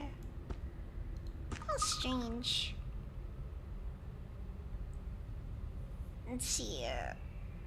Plus 10 evil line, harm lightning, quench life. I mean, I don't see why there'd be a problem with me attempting to use it. After all, just some things should probably be tested out. Just to make sure they're not too, dangerous. But I don't use melee weapons, so unfortunately the evil sword goes in the furnace.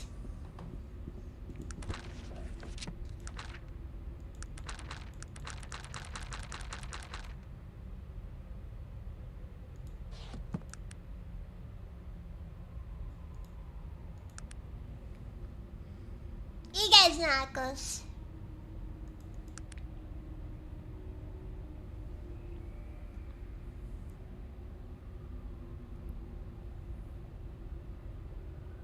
Did you get rid of the accursed blade? Yup, I plopped it up on eBay, sold in 4 hours. Out of sight, out of mind.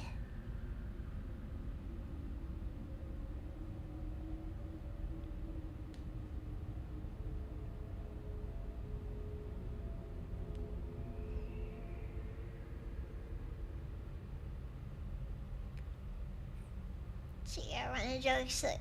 Okay.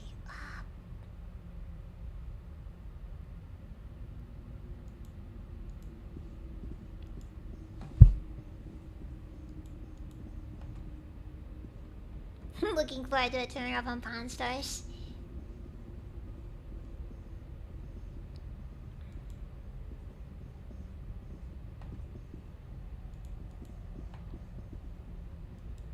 Also, I don't really use magic anyways, because magic isn't real. After all, there's no scientific way you can prove that a sword could possibly give you plus 10 evil alignment.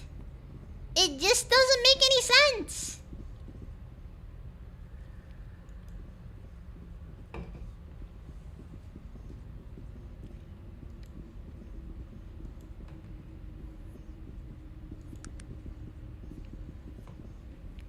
I have so much stearic acid, by the way. Every single one of those is like 4 stun grenades.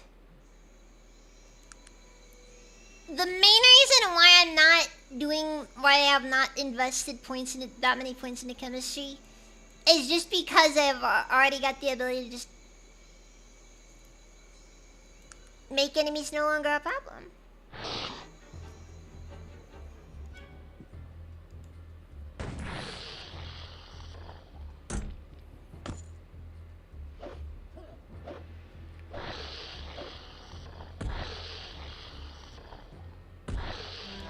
Actually, wait a second.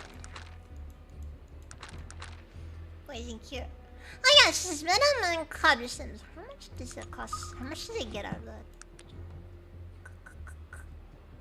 Okay, there's like 3 of them, which is could be worse. Could be worse. Alternatively, I run to the next one. T-Liminar. Tired of running out of energy just for that crucial battle. Put all your rice prime once for all by combining this invigorating fatigue serum and witchbane. One can create an unrivaled serum to expand energy more efficiently.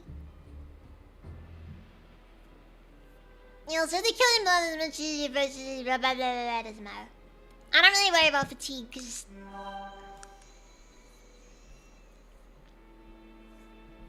I don't feel fatigue.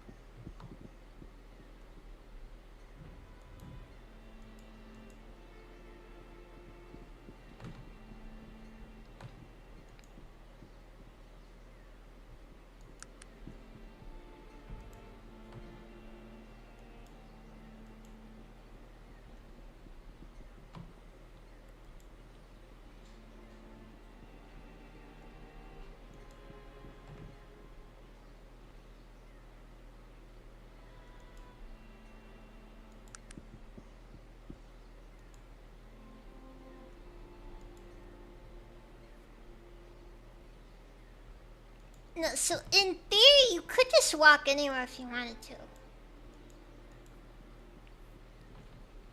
In practice, the fast travel system, however, is functionally required.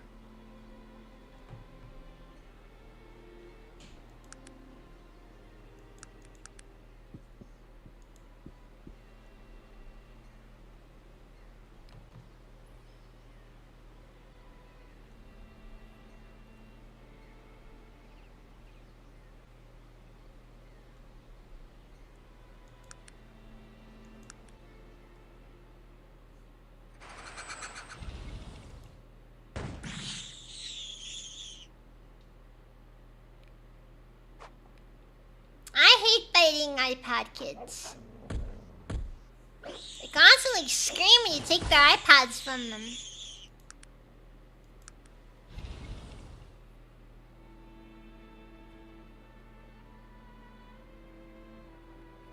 I do worry, honestly, it's gonna happen with most of the iPad kids.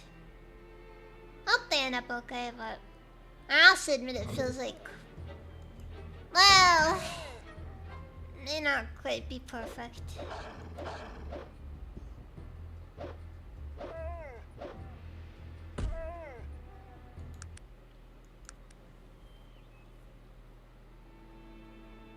Seems like we're just gonna have to deal with a couple of lost generations.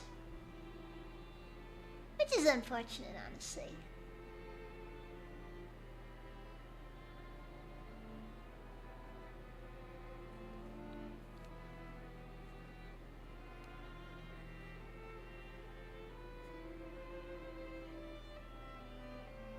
You know, fantasy pawn stars. Interesting concept right there. I mean, that's basically what Horno's hole is, but you know, still a fun thought though. Just.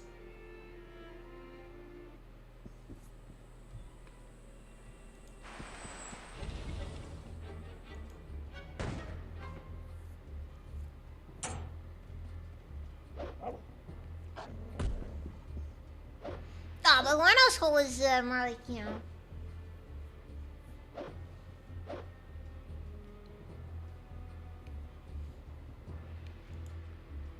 It's more of a what's it called?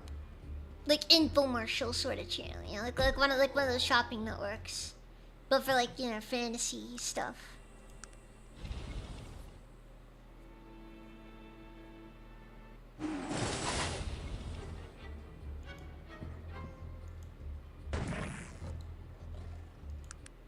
That one's always a fun one. So what? I've got this antique mirror. Holds it, tilts it around. It's broken.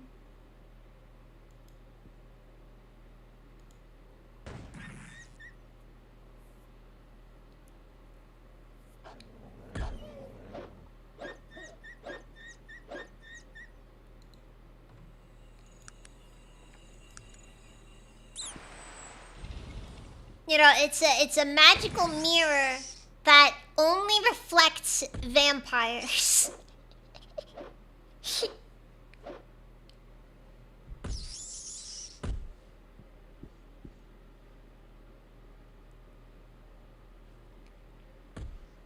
know, cause like you gotta be honest, like realistically speaking, there's gonna be at least a few magical artifacts that are so specific in their use they are functionally worthless to most people.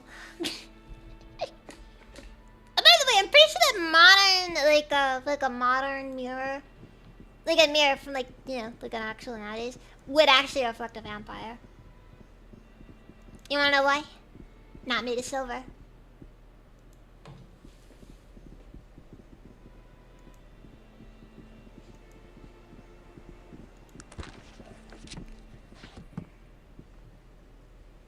Yep, I've done what needs to be done.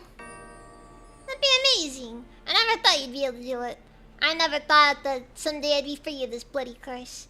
Thank you from the bottom of me pirate heart. It was nothing, Pete. Now about that boat. Yes, of course, she's all yours. Feel free to take her wherever you want. I'll not be needing her where I be going.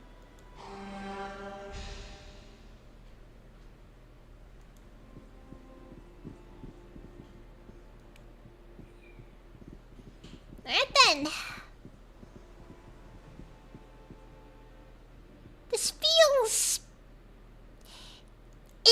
advisable. The wheel turns lightly and easily under your... I mean, I'm no sailor, but the wheels are the sexless. Thanatos, here we come. Oh my god, this island is tiny. Oh wait, no, never mind. There's wilderness here.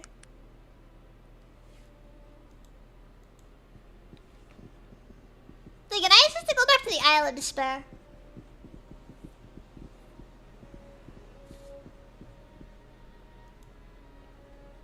I can't even go back to the Isle of Despair, even with my own stuff there.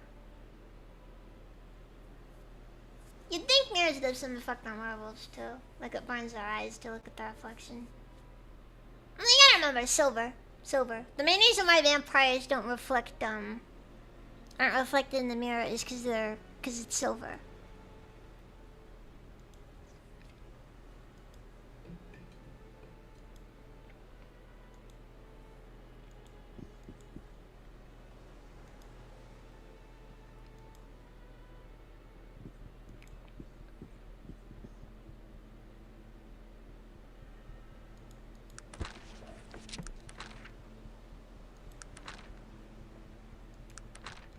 Kinda wild lately, how now I have my own ship. How long till they give me my own train to work with?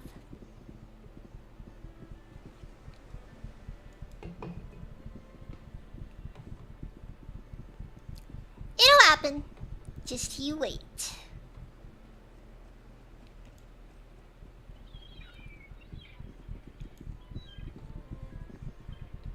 I mean, if you're playing a tech character, autism is probably in the cards at least. At least a little bit, you know?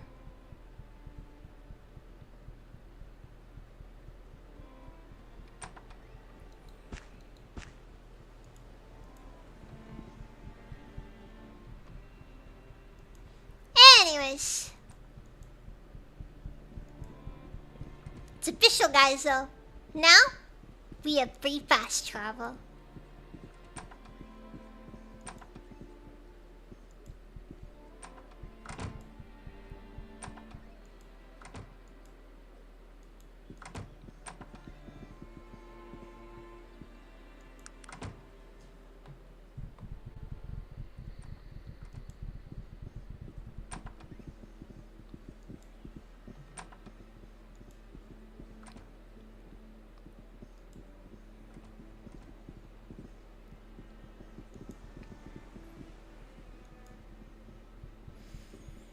Anyways.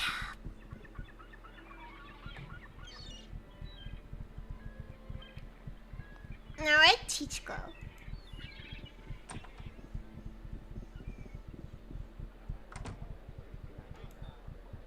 I hope he's gonna get that ship.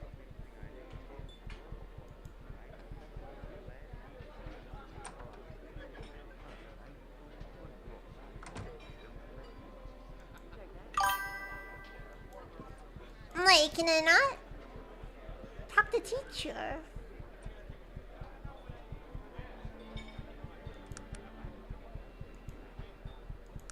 Or is it a completely different thing to talk to teacher about this?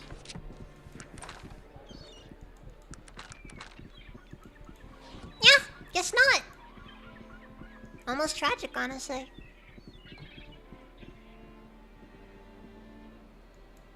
I think my favorite kind of fast traveling game is when you set up yourself.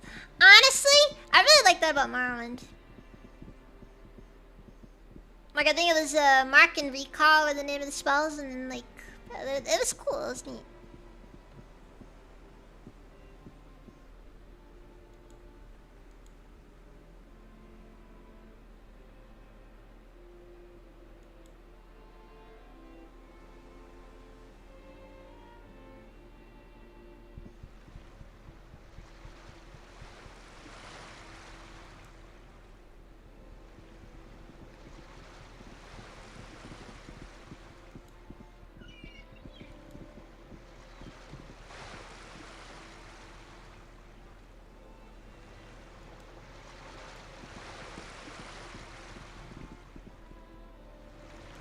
It's still really weird that you're not allowed to go to the Isle of Despair again, though.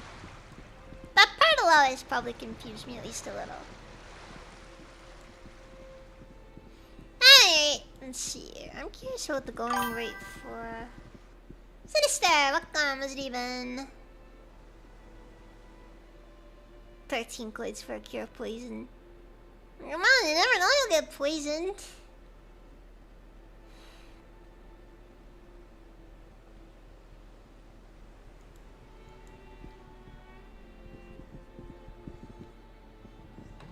I don't need it. Drop save.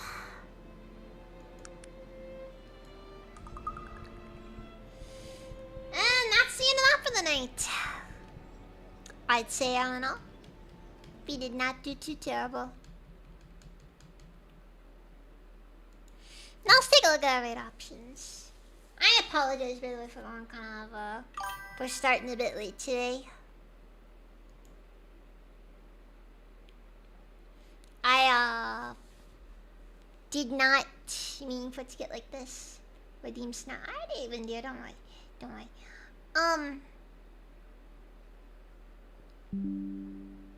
Tomorrow.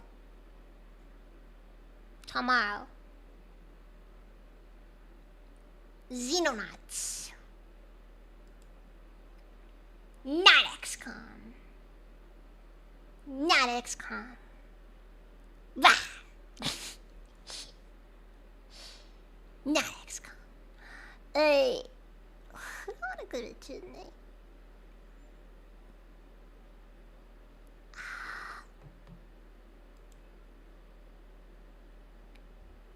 I'll go to Hawkeye Shrine. Currently playing Metroid. And then, let's see here.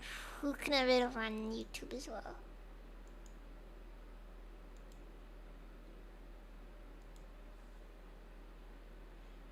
Redeem XCOM, but it's CFP. Okay, I admit. Also, it was a third-person shooter. Okay, Mindy, it was a third-person shooter.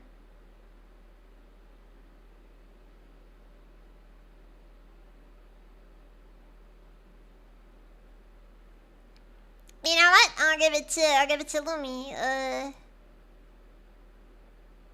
Apparently she and Amalgamate are doing something. Over on YouTube.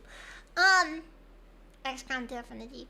I mean, I really gotta play through all the original XCOMs, honestly. OG XCOM is very difficult to go through because it's very tiring. It's very nerve, it's very intense on the nerves. Anyways. Hard the lore makes no sense. For what? XCOM Terror from the Deep or XCOM, what's it called? The Bureau? It's freaking weird, that's what it is.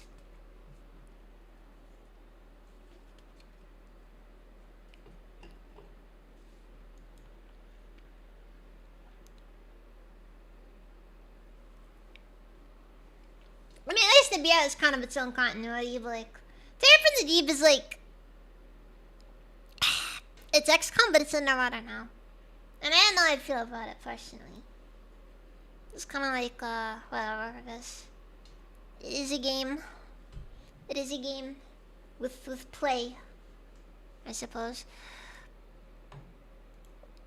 Anyways. I still mean it, by the way, when I was talking about yesterday with my, complaints about how Splinter Cell... Nobody's made a decent Splinter Cell follow-up. And I mean it. I'm gonna be dwelling on that for a while, too. Because it's like... People will sit down and tell you, oh, I liked Splinter Cell. And yet somehow it feels like Splinter Cell has had virtually zero cultural impact.